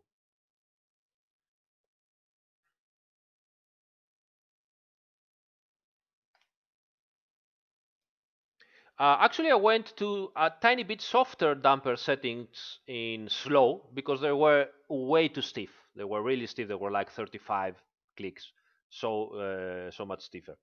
So I went down to 50 to 25. Sorry, but in the fast dampings, I went stiffer because it was very soft, and we saw that the car on the curbs and on the uh, bumps, it would bounce a little bit more. And we know that the fast setting of the dampers controls the oscillations. Okay, so because now I have stiffer springs almost everywhere, and I also had very soft dampers. I went up a little bit to make them stiffer in the fast setting, so that they control a bit better, the oscillations. So the car doesn't do that, but does this. Okay. Stupid question: is physics influenced by frame rate? Not exactly. Here's what happens though. If you have very low frame rate, then your visual feedback, so what the car does on the screen, what your eyes see and what your brains understand, starts to get influenced. So you feel the physics also different. So it pays to have higher than 60, 70 frame rate per second. Again, it's not like what they say, but the eye doesn't understand more than 24 frames per second. It does. What the eye understands is that anything over 24 frames per second, it's not a slideshow anymore, but it is an animation. All right. But the higher you go with the frame rate, the more fluid the animation is to the eye. And even if it doesn't understand, if you go very high, the difference, it still has a wider resolution, the frequency um, on what it happens. So, for example, if you go over a bump, okay, and you go at 200 kilometers per hour, the car will go up, jump, down, okay. If you have very low frame rate, you will see the up, and then some meters you will understand the down. Okay, so there are some meters that you don't understand. If you have higher frame rate, then you understand more of of the whole movement of the car, even if you go faster. Now, this also depends on your brain and your reflexes. This is genetics. But generally, it helps to have a good frame rate. I'm not saying high, very high, but at least over 50, 60 frames per second, it does help. Let's see what else. Hello, Noble Sim Racing here. Hi, Noble.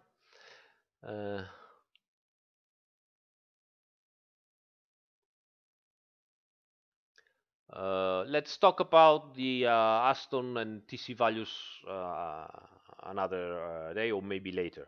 So, okay, let's see if we can help here. So, back to the garage. Hello, Titi Colectina from Brazil. Hi there, mate.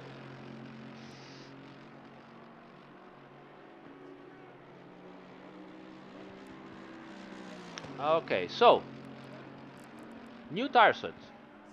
Yes, actually number 2. All right. Should we change something else? I don't know. Maybe we could do with a little bit more front anti-roll bar. Let's move the brake ballast forward some more, and let's go with that. Let's go with that. Let's go like this. Back and continue. Fresh tires.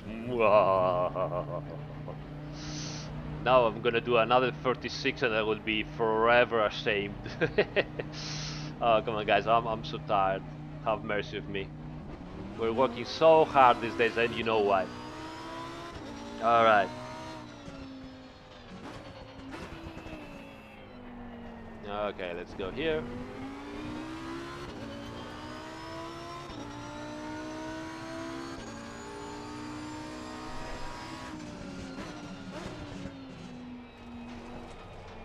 Ah, it feels so good.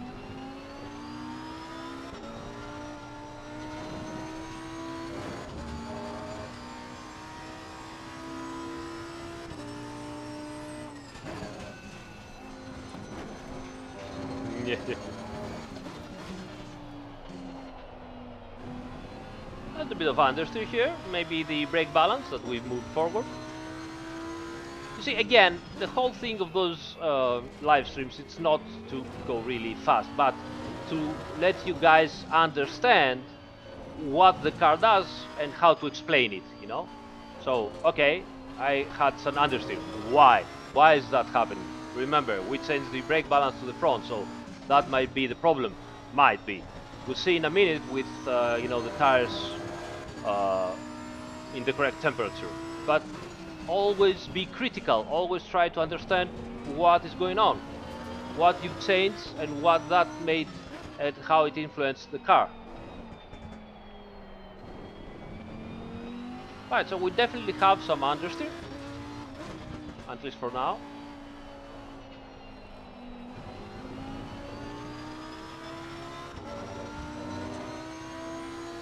But we have very, very fresh tires, lots of grip. So lots of grip means more traction means more push, more understeer.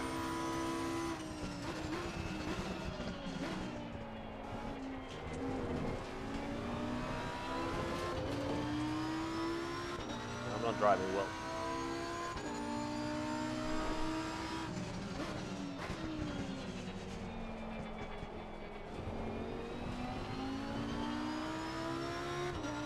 Ah, that's so bad. But the dumping was good over there. You see that the car bounced and was perfect. Ah.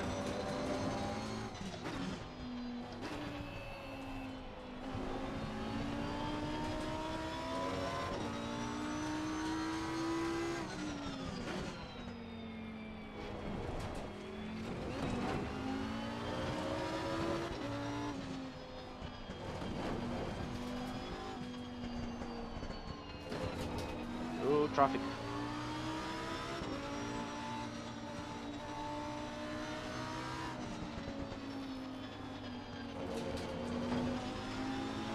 Okay. Clear on the left.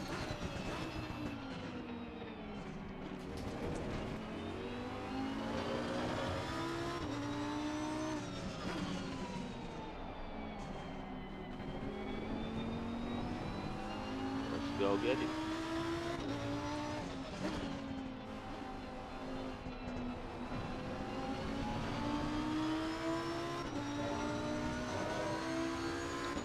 Slipstream, slipstream. Not enough slipstream. We fix that too. Come on. Car on the left. Clear on the left. Good.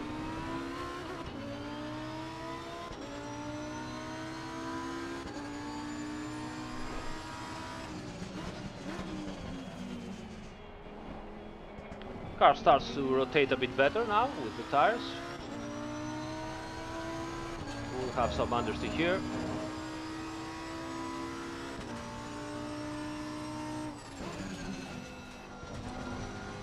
I'm losing so much time there. That's on me, not driving very well. Some push understeer here again.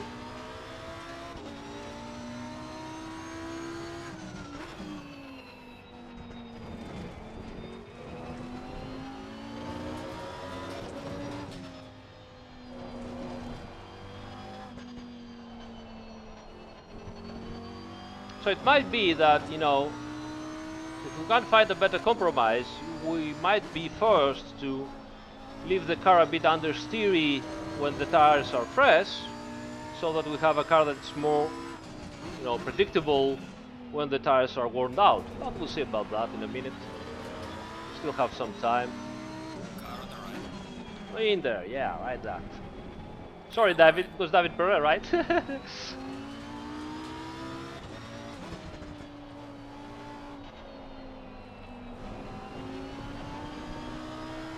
So much traffic this time. We didn't did a clean lap.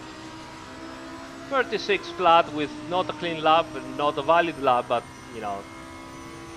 but it is an indication, which means that we can easily do probably a 40, 45. So let's go in now. Check our tire pressures, which seems a little bit high, and it was something that we predicted because, as we said, the asphalt is much hotter, which means also the car is slower. The engine doesn't breathes so well. The aerodynamic forces are less because the air is less dense. So it's not a bad lap. If we manage to do 45, not so bad, not so bad. Nothing to be proud of, but not so bad.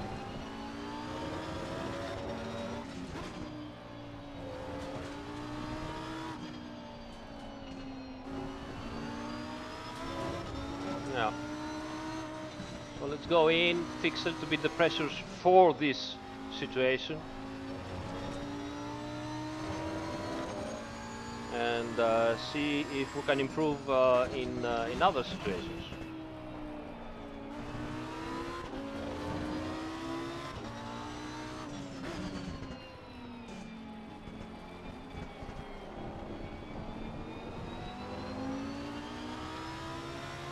In.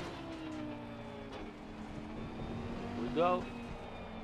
Again, as I said, it's not only the immersion factor, but going into the pits also helps you and prepares you for races, for pit stops, because you know how to enter the pit lane, where to stop, where to put the limiter. I mean, it's things that have to get automatic, and every little thing helps. So let's see. Any questions here? You guys talking about the frame rate? Okay.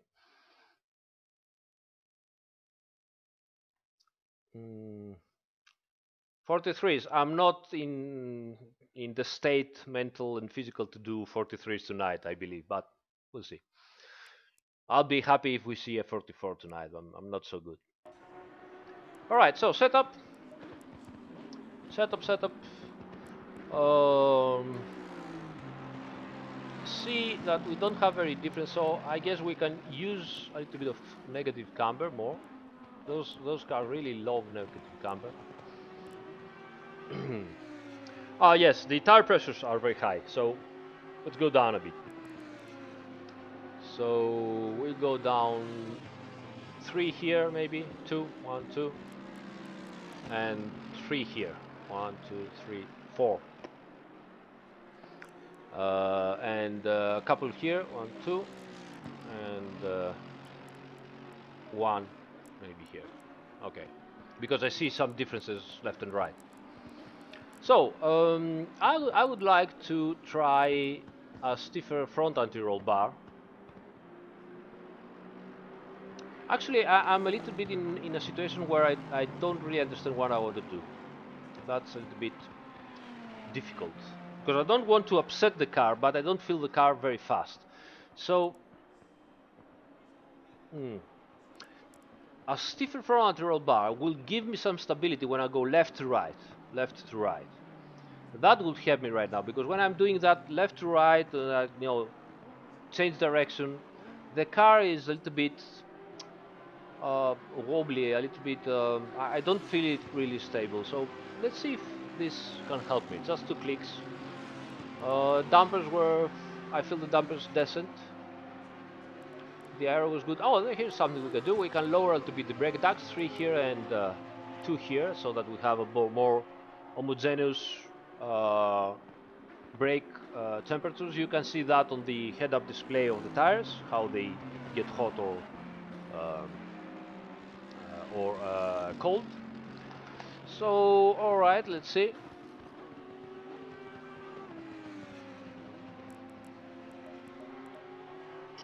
We'll still stay on the tire set number 2. Electronics are good. Here looks, thinks everything looks properly. All right, let's go, and hopefully we can also find a little bit of clean air.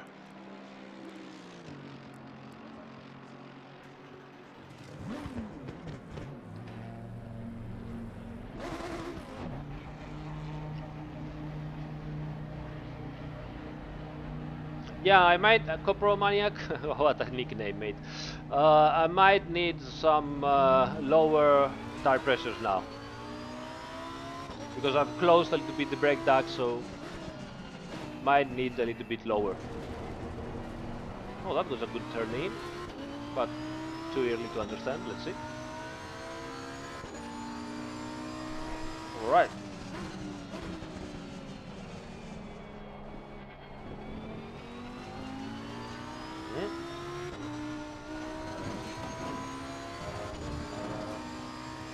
All right. Let's concentrate a little bit.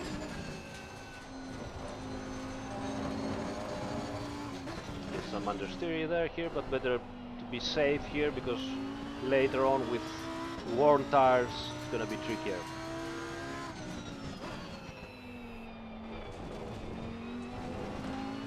That wasn't bad at all.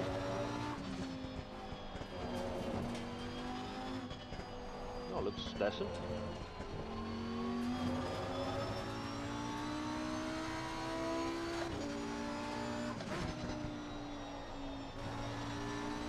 Don't even feel lots of understeer. On the contrary.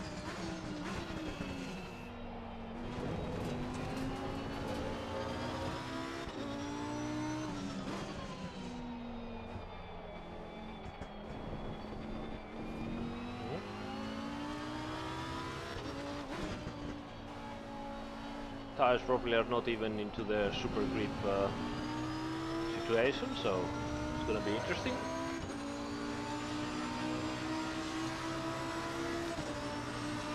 The exit is not bad.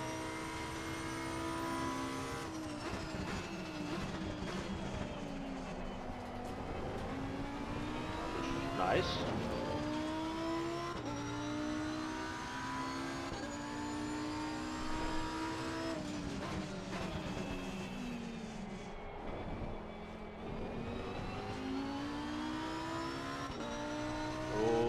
Bad. I managed to save it, but I lost time.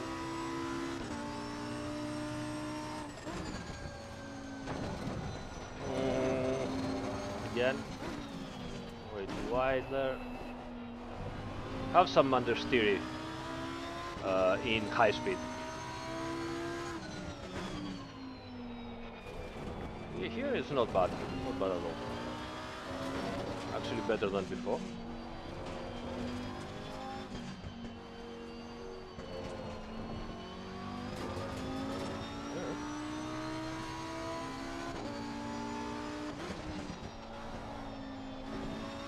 Yeah, I could even change a little bit my line in the middle of the turn, which is always a very positive thing to have.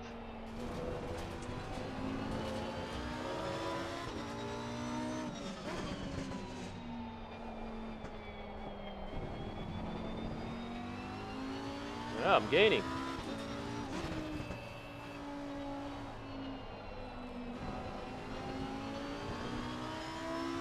Yeah, like it. For the first time, 35.7. For the first time I start to be in a little bit of, you know, working together with the car, not against it. Yeah.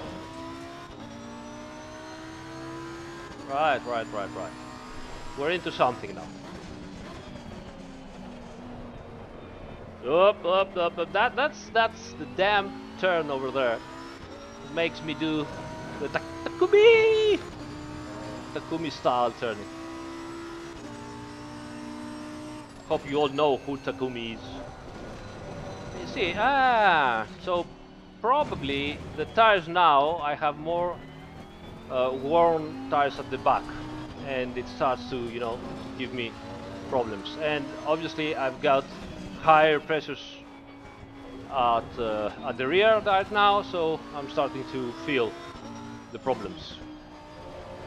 Makes sense.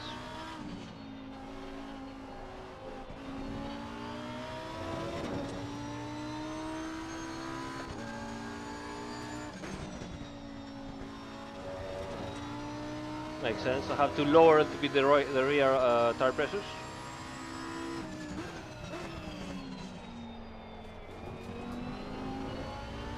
Let's go back to the pits.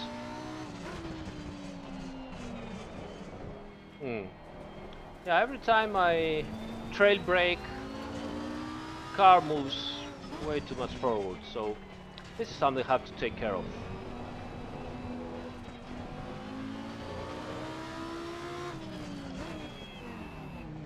All right.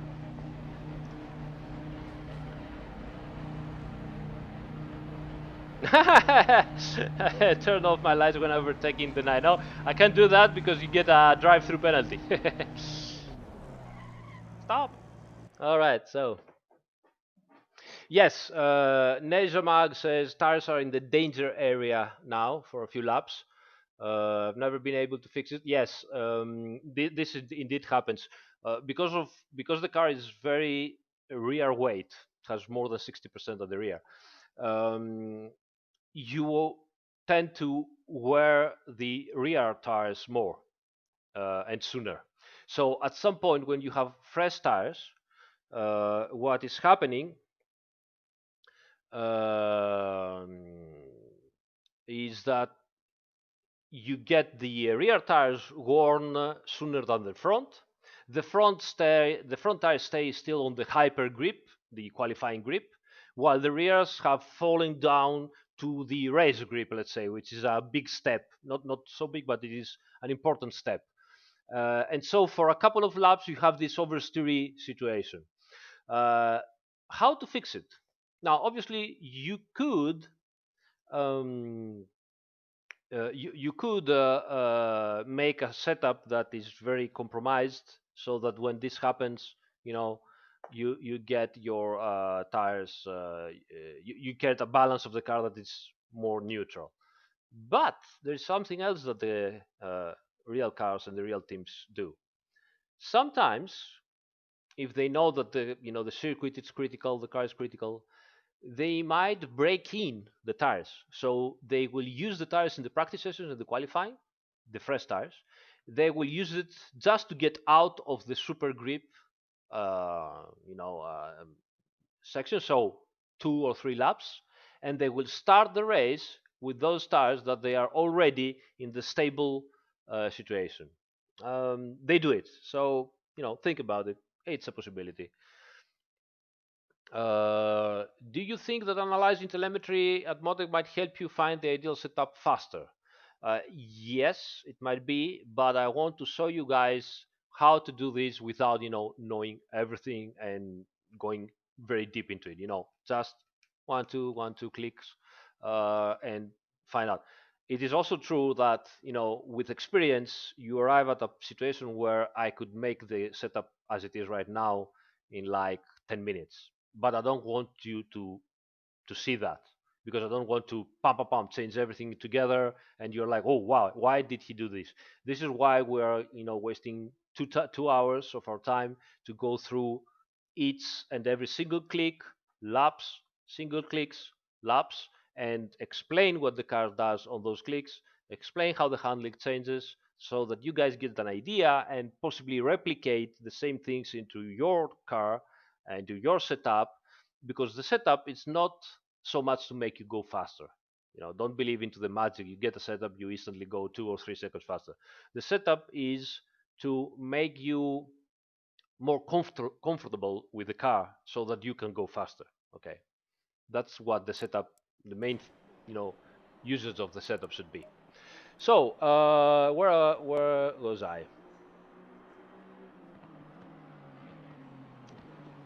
Splinter Oscar. What is the electronic section of the setup? Come on, man. Buy the game. Come on. Electronics, traction control, ABS, AQ maps, telemetry lap saving. That's what it does. All right. Buy the game. We're on sale. Always go TC1 with Lambo and Audi. It will seem faster. Yes, possibly, but again, race, worn tires, doesn't always pay, but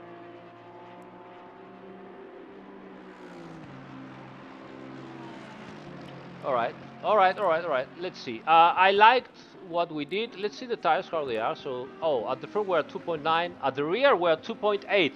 This is exactly what we were talking about. See that? So the wear at the front tires is 2.9. 2.9 is still on the hyper grip area, right? And at the rear we're at 2.8, which means the rear has stepped down and the car is oversteery right now. Okay, it lacks um, grip at that situation. You could also play with electronics. So more traction control. And more front brake bias might help you to, go over that 2 or 3 laps part of the race until also the front tires move down from the ultra grip, let's say. Okay, buy the game, yeah. Okay, so yeah, this is what's happening. Actually, this is what's happening. Right, so tires at 2. What we wanted to do now. So I would like to do just 1 click or 2 more preload. This will give me a tiny bit more stability in turning when I'm coasting, because it will lock a little bit more the differential and lock the differential in coast. It will make the car more stable. It will try to go forward, straight. So a little bit more understeering, or in our case that we have, oversteer, a little bit more stable. Uh, yes, it will make the car more understeery in acceleration, because more lock, more traction, at least on the high speed corners. So let's see. Um, hey Aris, how to prevent a car from side sliding in turns? What should I look for? Softer suspension or aerodynamic balance? Well, first thing you have to look is driving style, because if you side sliding means that you are forcing a bit too much, okay, or you are too violent to your inputs, or you are. And then go to the start of this video where I'm explaining what you need to do with your car when you are in a steady state on the turn and you are right on the balance. Play with the accelerator. When you're lifting, if the car goes way too in and rotates too much, then it's too much. You have to do something to balance the car. When you go on the accelerator and you go way too understeery, again, that's not good. You want to be on the steady state, and when you're playing with the accelerator, you want to have slight uh, changes in the balance of the car. Okay, go to the start of the video and you understand what I'm talking about. All right, so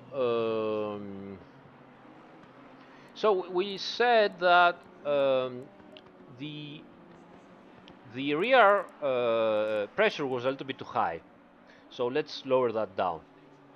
So 1, 2, 3, 4 back, and 1, 2, 3 on the other side, and hope for the better.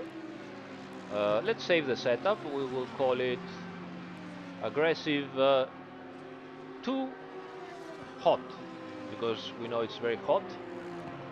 And let's go for it.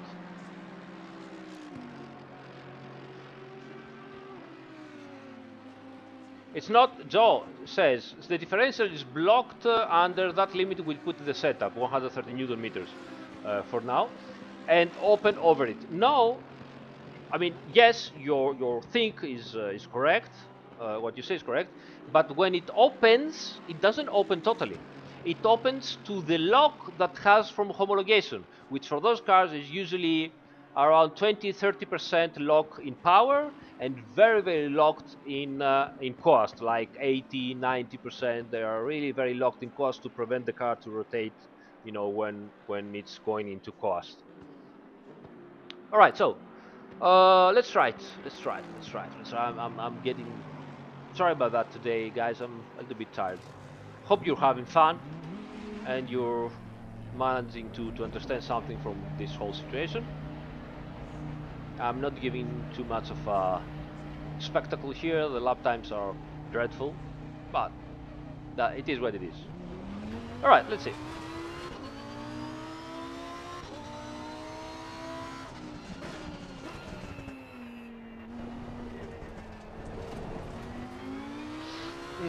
All right.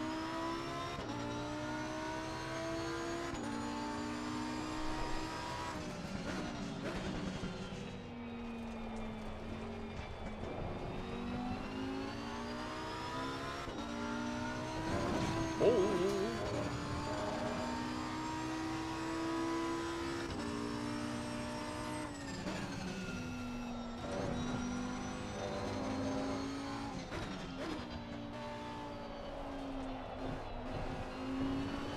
Not too bad for the condition of the tires.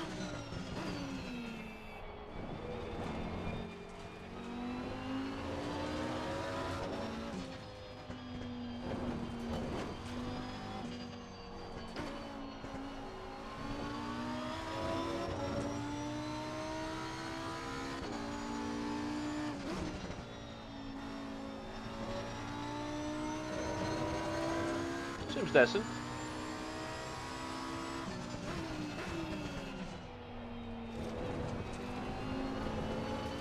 A bit of power oversteer there, but it's all my fault there. I should be a little bit more, you know, safer on the power application.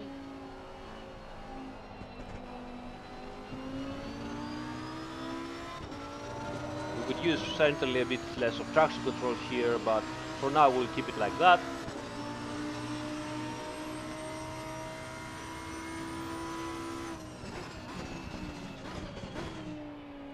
In. All right.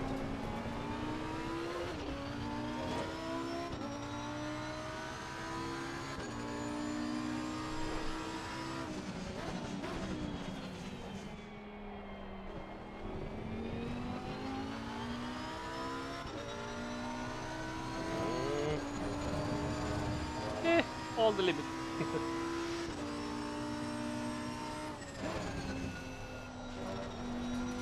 Okay.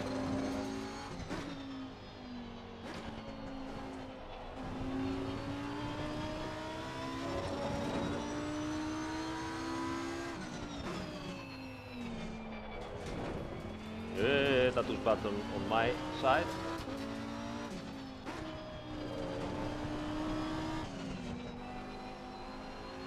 Again, very bad on my side here.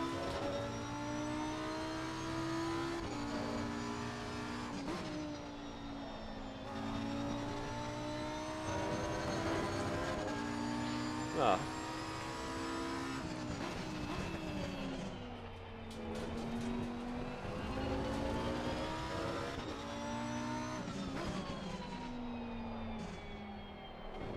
Come on, get in.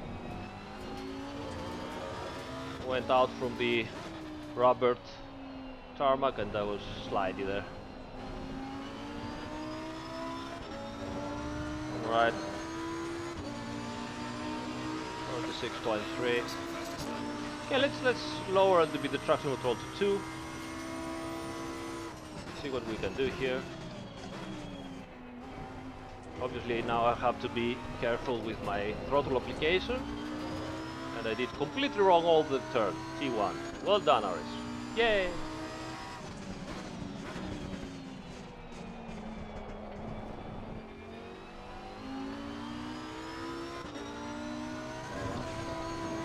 Yeah, jump into everything. Oh, I am driving so badly today.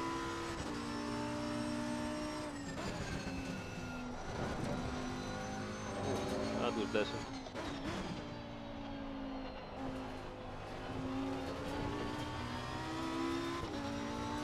So still hot pressures at the rear, you see guys? Also at the front a little bit. The asphalt is so hot right now.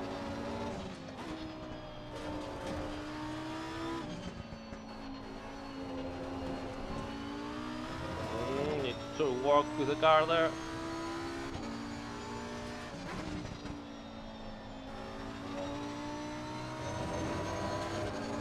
Yeah, 27.8. I don't think I can really do much about it. The asphalt is so hot that I just have to live with it. Obviously I can't lower the pressure, but you can also see the temperatures of the tires. They start to become a little bit, you know, yellowish. So let's go in and see if we can fix a little bit this thing here. So the break. Oh, I'm disqualified. Oh, I'm so stupid. Why I'm looking at your chart, guys? Ah, such an idiot. Dear God. All right, so I'm disqualified. All right. So what we're gonna do? Let's see the chart. Yeah, I told you I'm so tired today. Okay, so let's go down more. 1, 2, 3 here, and 1, 2, 3 here too. 1 and 1 here. All right, so let's save another time, one more time. Aggressive. Number 3 wasn't bad. All right. And we can't do anything else than skip session. Yeah. So we've managed to do a 35.7 here with lots of problems. I believe we could have done much better. Uh, yeah. How far is Monza from my home? About 100 kilometers, more or less.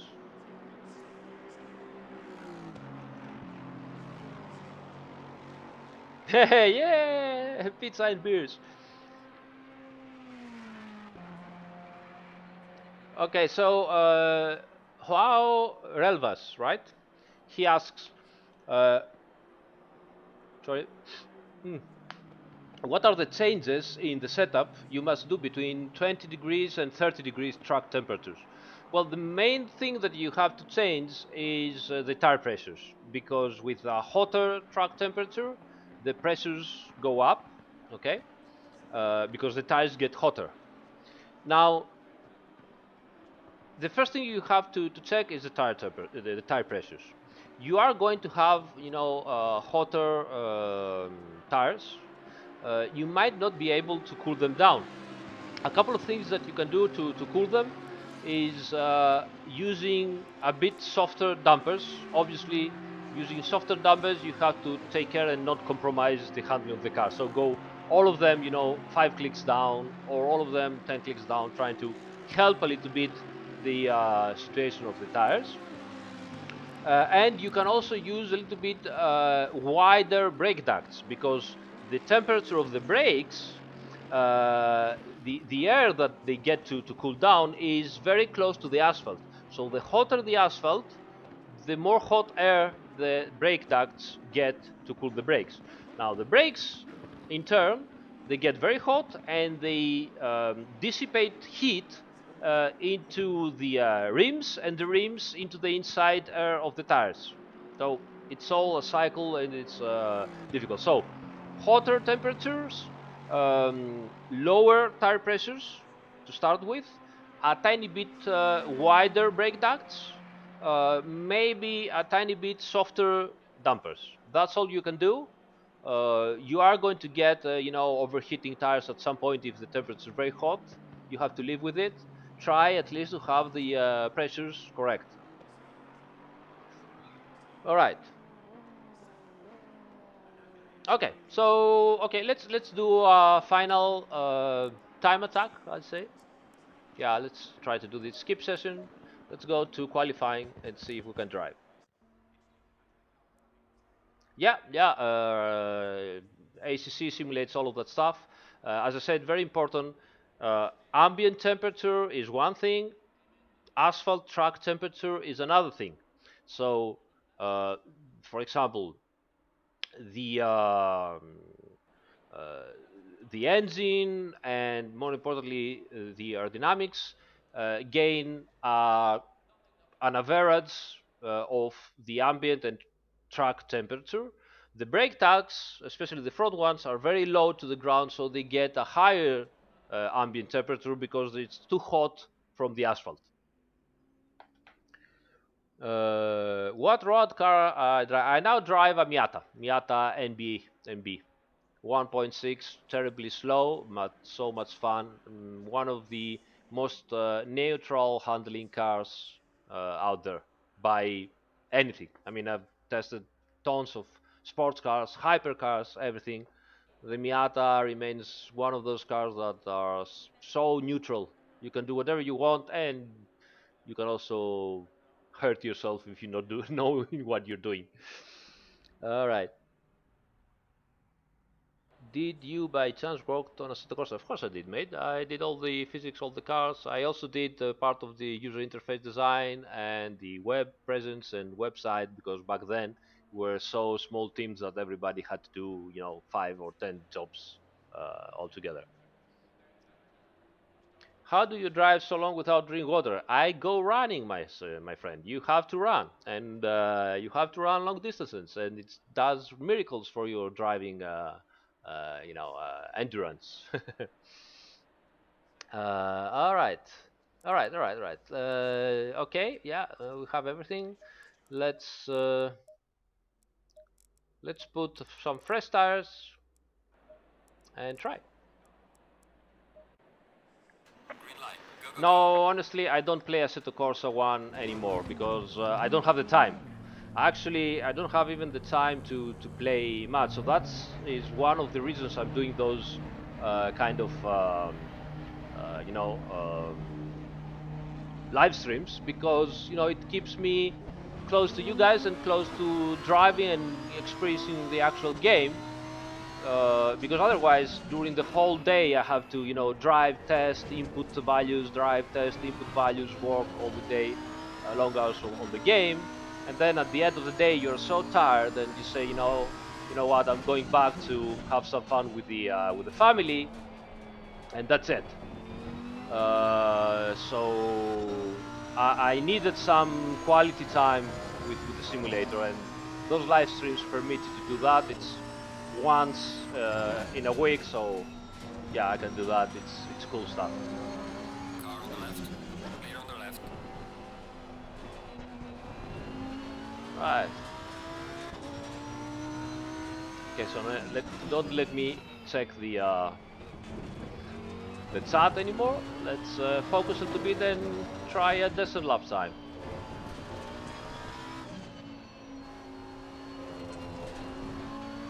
Let's lower a little bit the traction control to 2.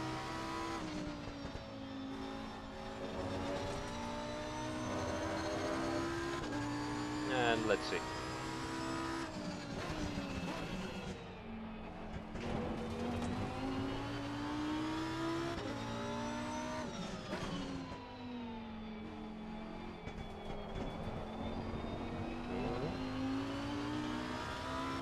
Well, of course, now everything is perfect.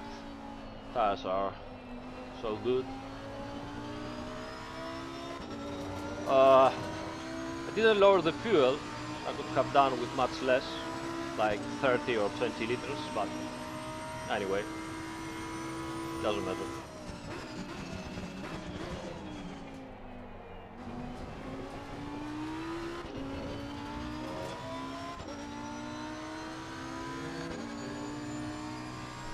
Boom. Yeah, I like when I go through the this kind of galleries, tunnels, or whatever, makes the car and the sound go up. Yeah, I'll be invalidated, I know.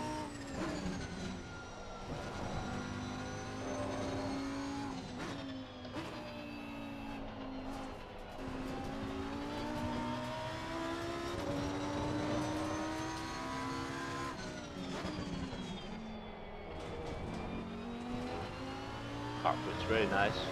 You know what we're gonna do, guys? I'm gonna do a decent lap here, possibly, and I keep driving until I bring the tires to the that tricky situation that we talked before, and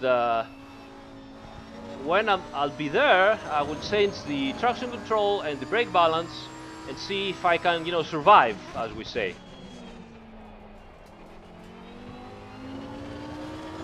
So now we have a decent setup, so maybe we can try this and see how it works.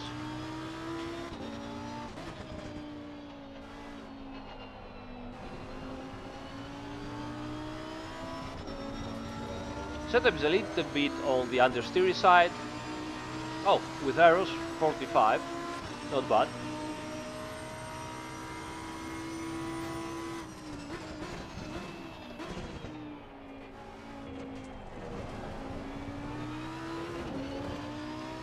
Still had the brake a little bit later there. I'm still too used to the worn out tires.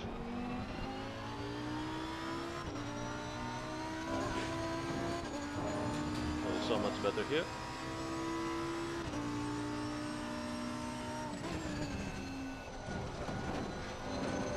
Oh, come on again. Oh, Aris, seriously? I'm getting a little bit pissed off.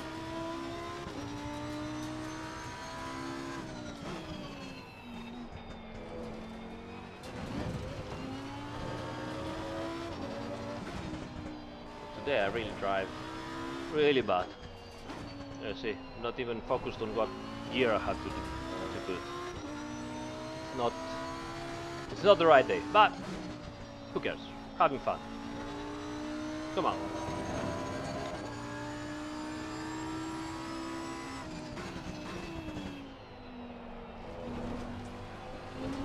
Tires are getting a bit hot, as you can see. From green, they start to become a little bit yellowish, which indicates that they start overheating a little bit. Temperatures, yeah, temperatures, pressures are not bad.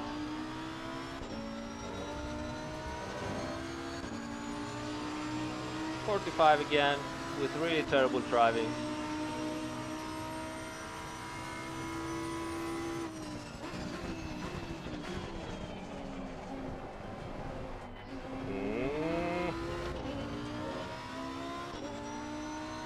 Just can't concentrate today.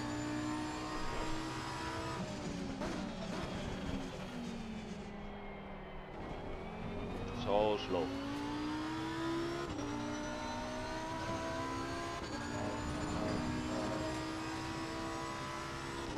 But as I said, we will keep lapping to make the tires go outside of their, you know, of their grip point. I think now it starts. So let's move. You see how I got some oversteery there? We are the second or third lap, so around here there will be this change in handling. So as long as I get it to the straight, I will change the brake balance for forward and the traction control. Yeah, here. So let's put a 63 brake balance and the traction control at 4 or 5. 4 right now. Okay. Yeah, let's keep it 4. Maybe I can try 5. Well, for sure, you see the car is a little bit more stable in turning.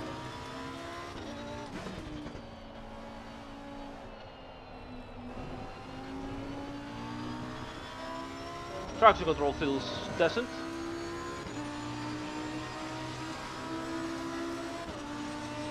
.46.1.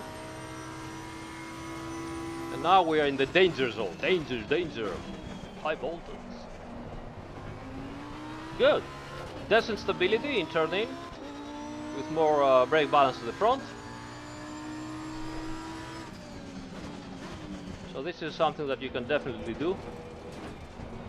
Yeah, actually I went way too early in the braking zone there.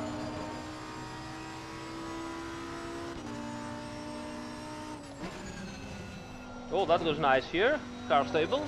So here's what you can do.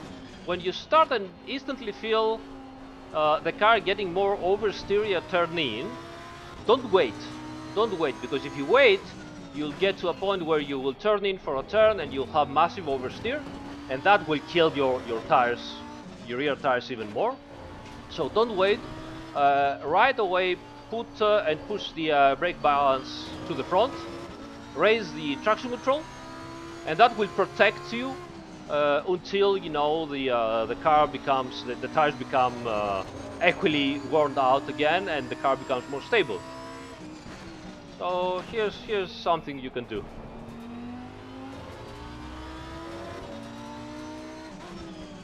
You see, I can practically attack more the circuit, and I'm not afraid to completely lose the car. Very good thing.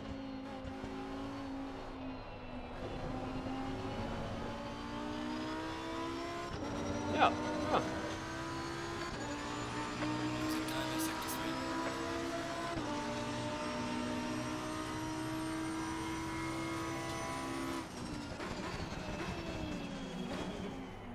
You see a little bit of understeer here. So this is also an indication that probably the balance starts to come back as it was before. But be safe. Try it, see how it goes. See here, I still have some oversteer, so don't rush to get the brake balance back again. Wait.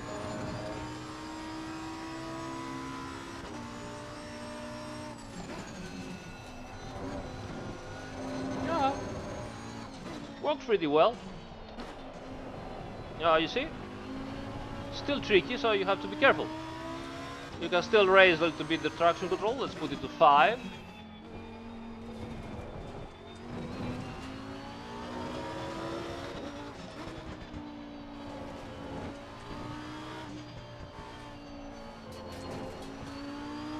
Now, obviously, some of you will say, but Aris, if I do that, I will be slower and I want to win. Yes, sometimes, it's up to you, mate. You have to understand, do you want to win or do you want to survive? It depends.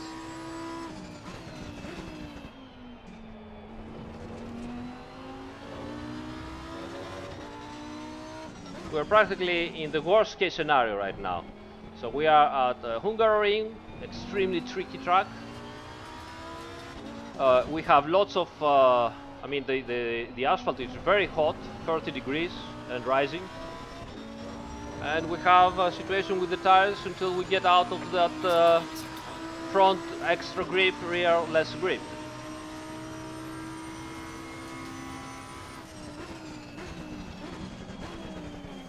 All right.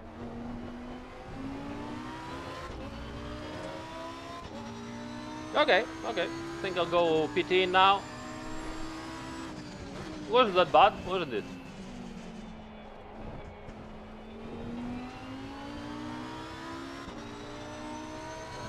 Hey, I'm even gaining time on the Delta. Maybe I will finish the lap. No, maybe I do not.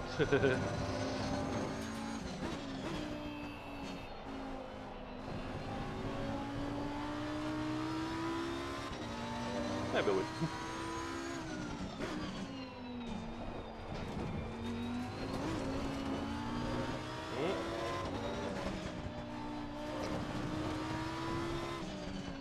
Let's attack a little bit more. Come on. Attack.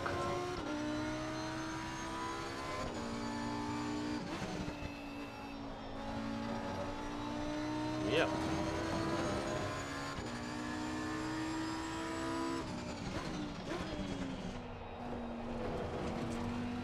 Nice.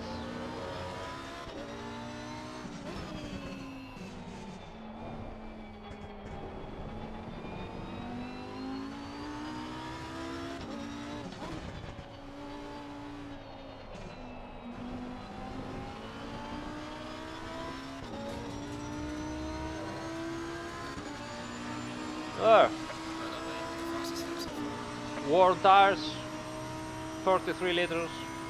It's okay. I can call it a day. Alright, yeah, that's okay. I think it's enough for tonight.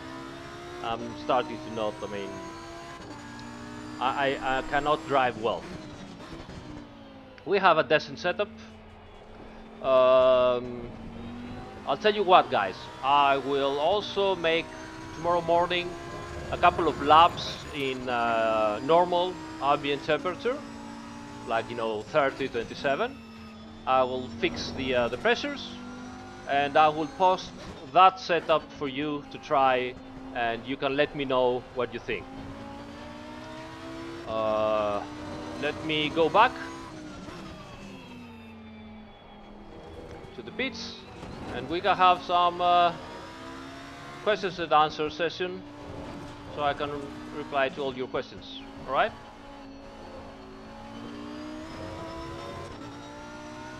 Yeah.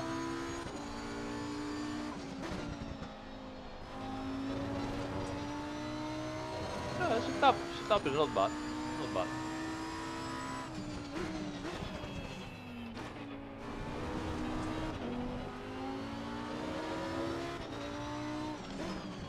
Hope you had fun until now, guys. Remember to subscribe.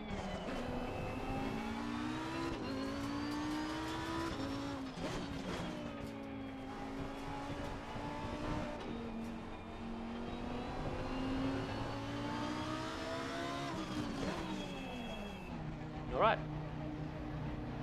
That's it. Boom.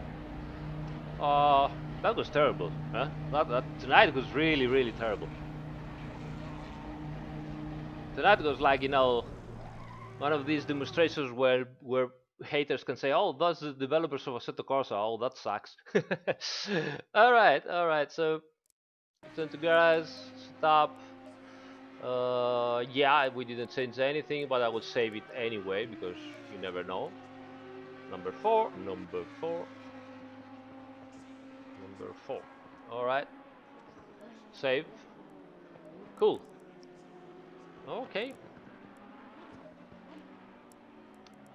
So yeah, we can check the replay while I'm talking to you guys, which is always a nice thing. Okay. Right. So let's move on to some questions and answers. Um,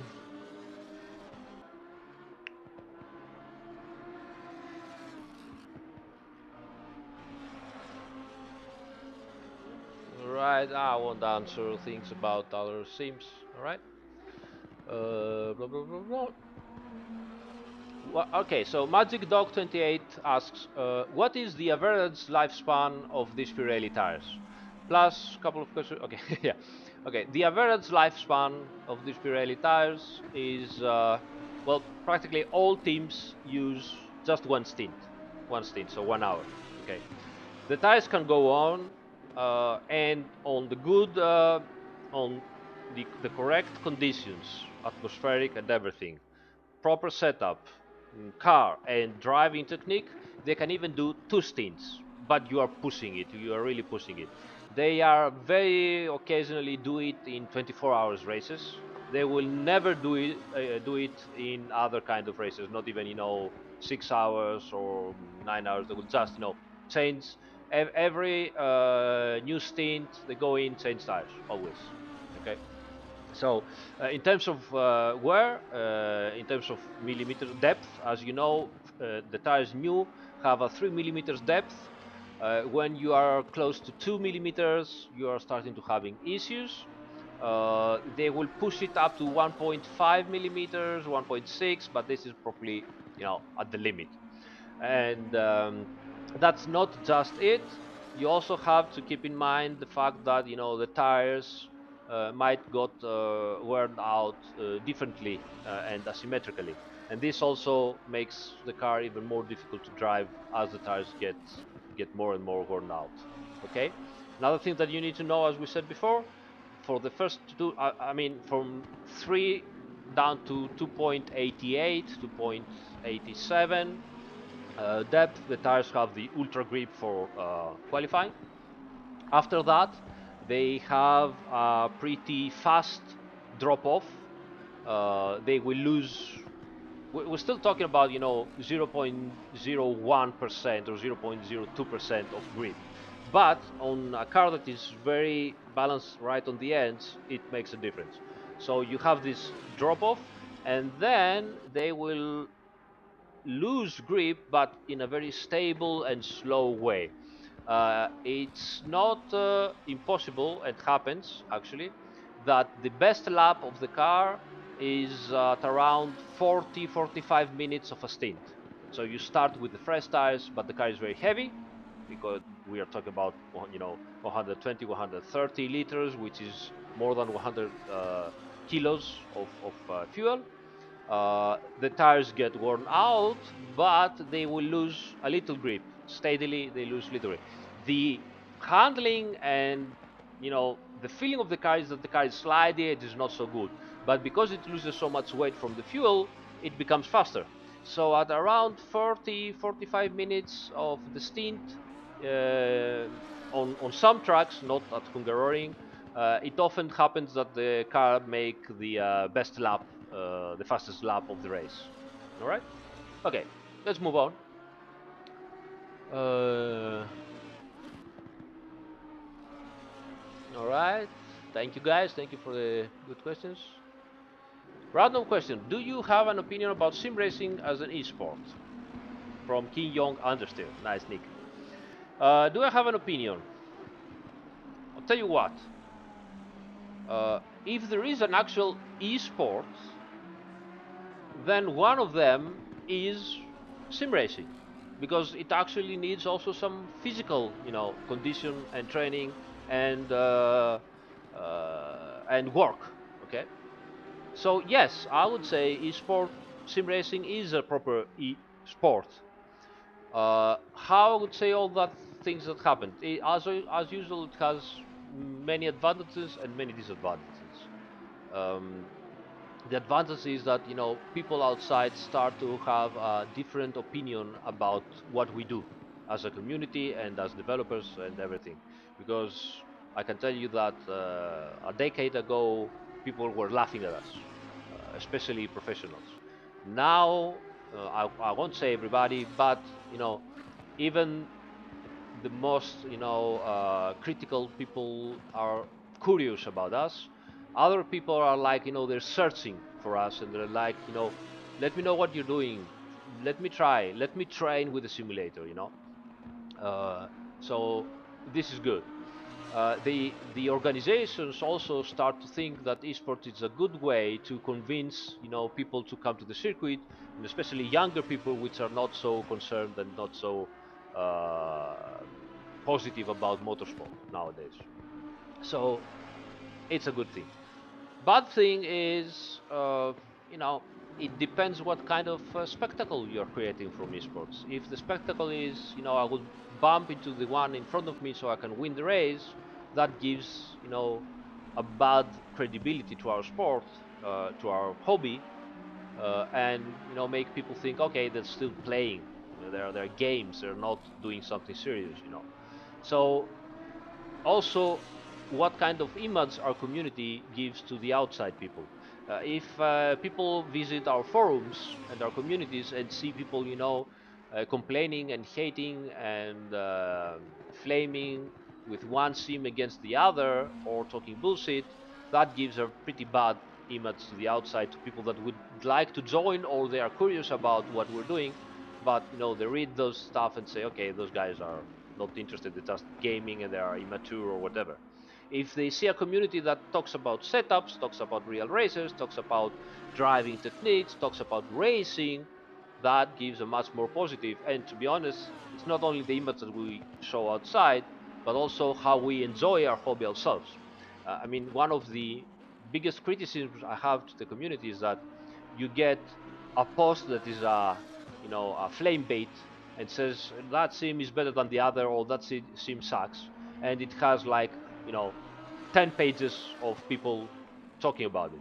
And then you get someone maybe new to the hobby and says, oh guys, I have problems, I cannot control the car, or I'm very slow, how can I get better? And it has like one page with 5 or 6 people replying. That's not what we need to do, guys.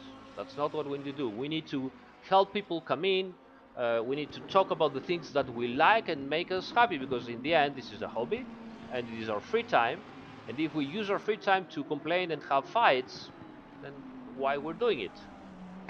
Enough rant. Okay, so uh, Aris says Madsen84, can you ever drive the Aston Martin V12 in a stream? Yeah, sure, why not? I will do it.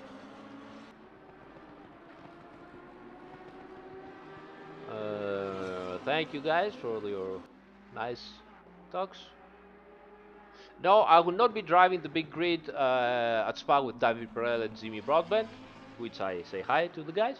But I will try to drive the 6 hours of RLM with driver change. So that will be fun. I will let you know about that, and hopefully I will stream it also.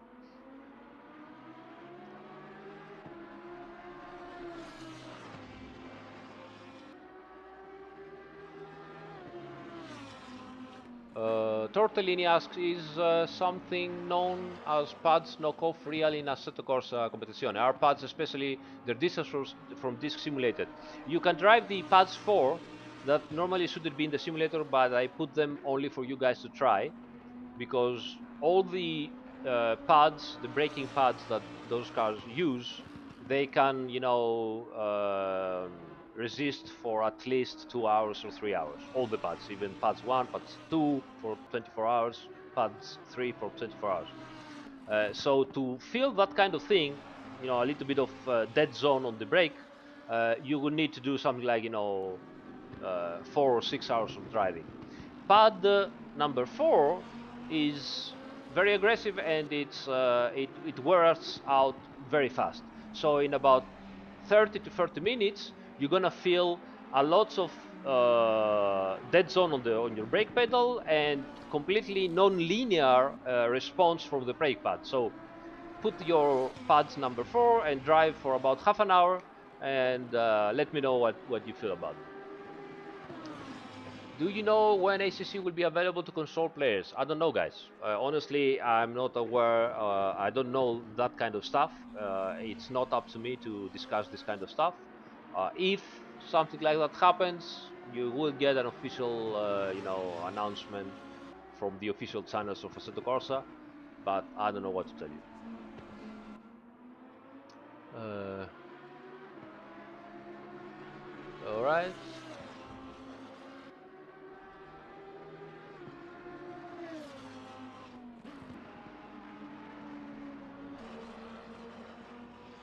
Questions about the Lotus 49 at Monza 66.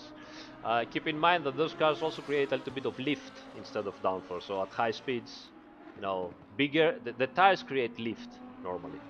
So bigger tires at the rear, more lift at the rear. Think about it. And yes, Assetto Corsa simulates that. Even one.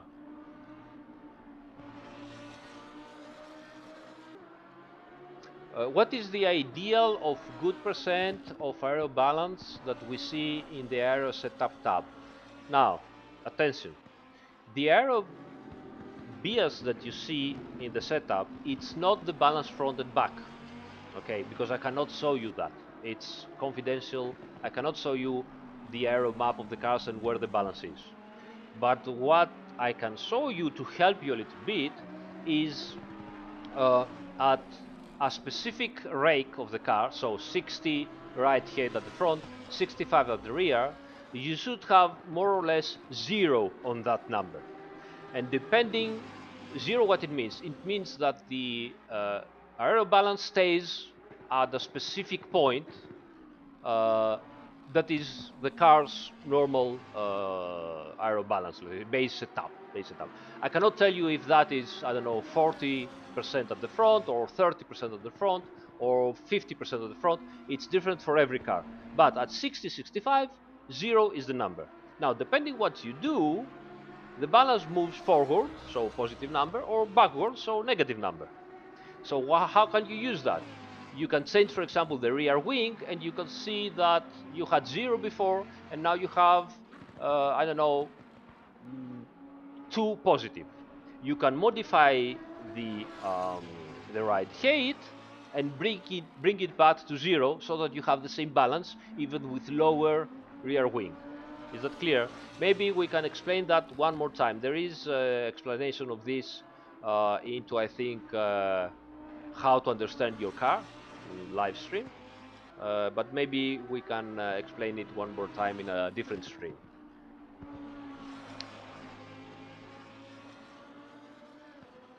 Why not let us increase tire fuel consumption since we can increase time rate? In this kind of simulation, it gets so complicated that honestly we didn't want to mess up with that. It creates unpredictable results.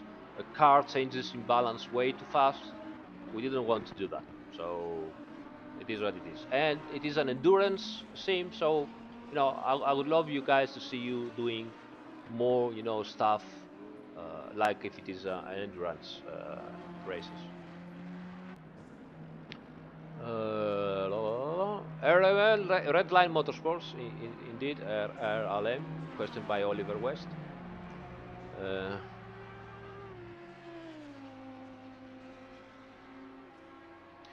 Uh, Jonathan Streitman, sorry, says, can you have more downforce at the front when the front right head is at the lowest by raising the rear wing and raising the rear right head?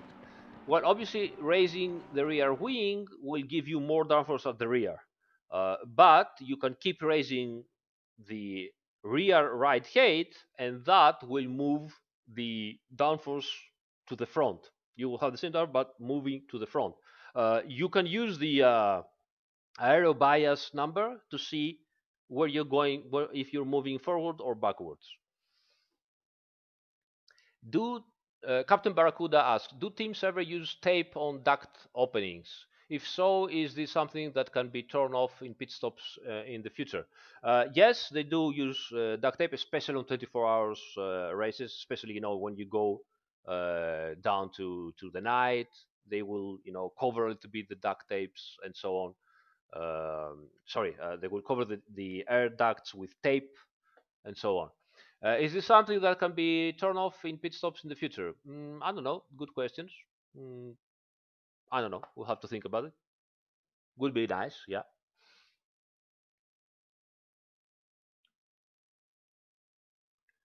Uh, and Tortellini says, I was talking about the technique to touch brakes a bit before the braking zone to make sure that pads are closest to the discs. So when I hit them, I can apply brakes more precise. You're watching too much video option. How was it that Japanese YouTube channel is amazing. I love it. No, you don't have to do that with this kind of cars because they are much better in that kind of thing, and we don't simulate that anyway.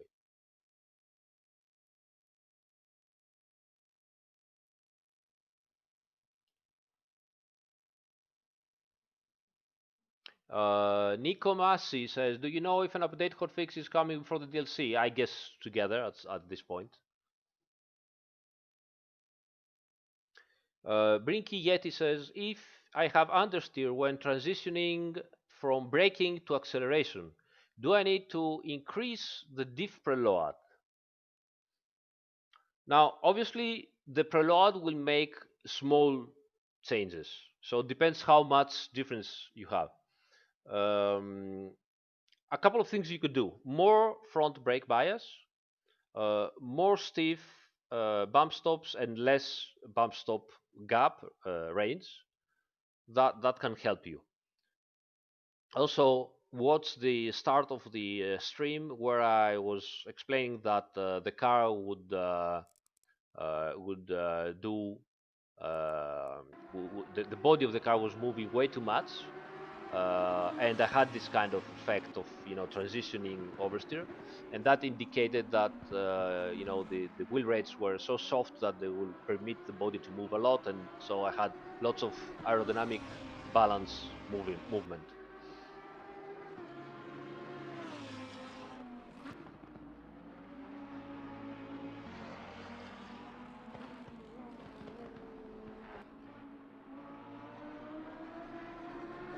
Do teams change the wing splitter angle during pit stops? As far as I know, no, they don't do that. No, it's pretty complicated. Many teams, many cars have even multiple holes to the support of the wing, so they have to, open it, change them. It's pretty complicated. So usually, as far as I know, they don't do that.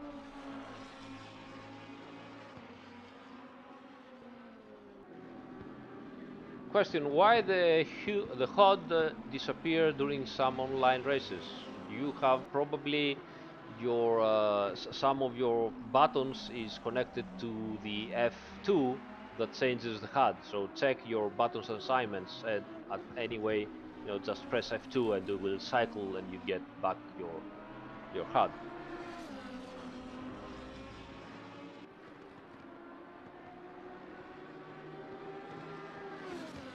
Voodoo Child asks a question about telemetry setup. What would you consider a good approximation of damper transitioning in millimeters per second?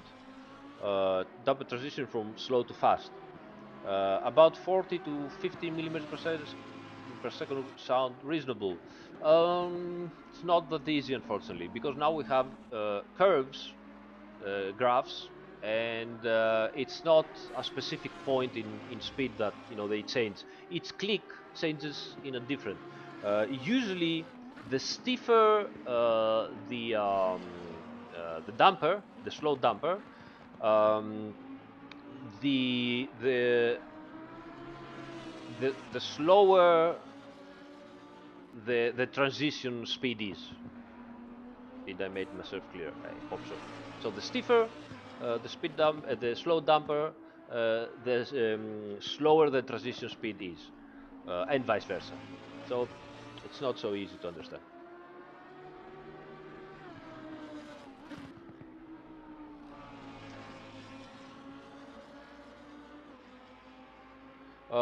And Cfirm says when you do more saves after every stint, you can provide the setups to let us experience the change in handling ourselves. Yeah, sure, I can save you. I will put all the setups. I will make one zip file with all the setups in. As you see there, as you saw, they're named 1, 2, 3, 4. So you can, try them all and have some fun. I will also try to make more setups every time I'm doing, changes. All right, so I see the chat getting more silent. It's 1 o'clock in the night. Everybody's tired, so maybe it's time to call it a day, a night, whatever. And yeah, okay, guys. Hope you enjoyed it. Hope you've learned something. We really got the most difficult car and circuit combo, probably. And yeah, that's it. IGTC when? Soon. All right, guys. All right. Cool. Cool that everybody's happy. Very nice. Thank you so much. Remember, subscribe. Tell your friends to subscribe. And remember, during the next week, I will cut small parts of this live stream and I will post it so that you don't have to, check all of it. Go back and, watch again the small parts I have. I have made specific play lists with all the interesting parts. And yeah, see you next Friday, I guess. Bye, everybody.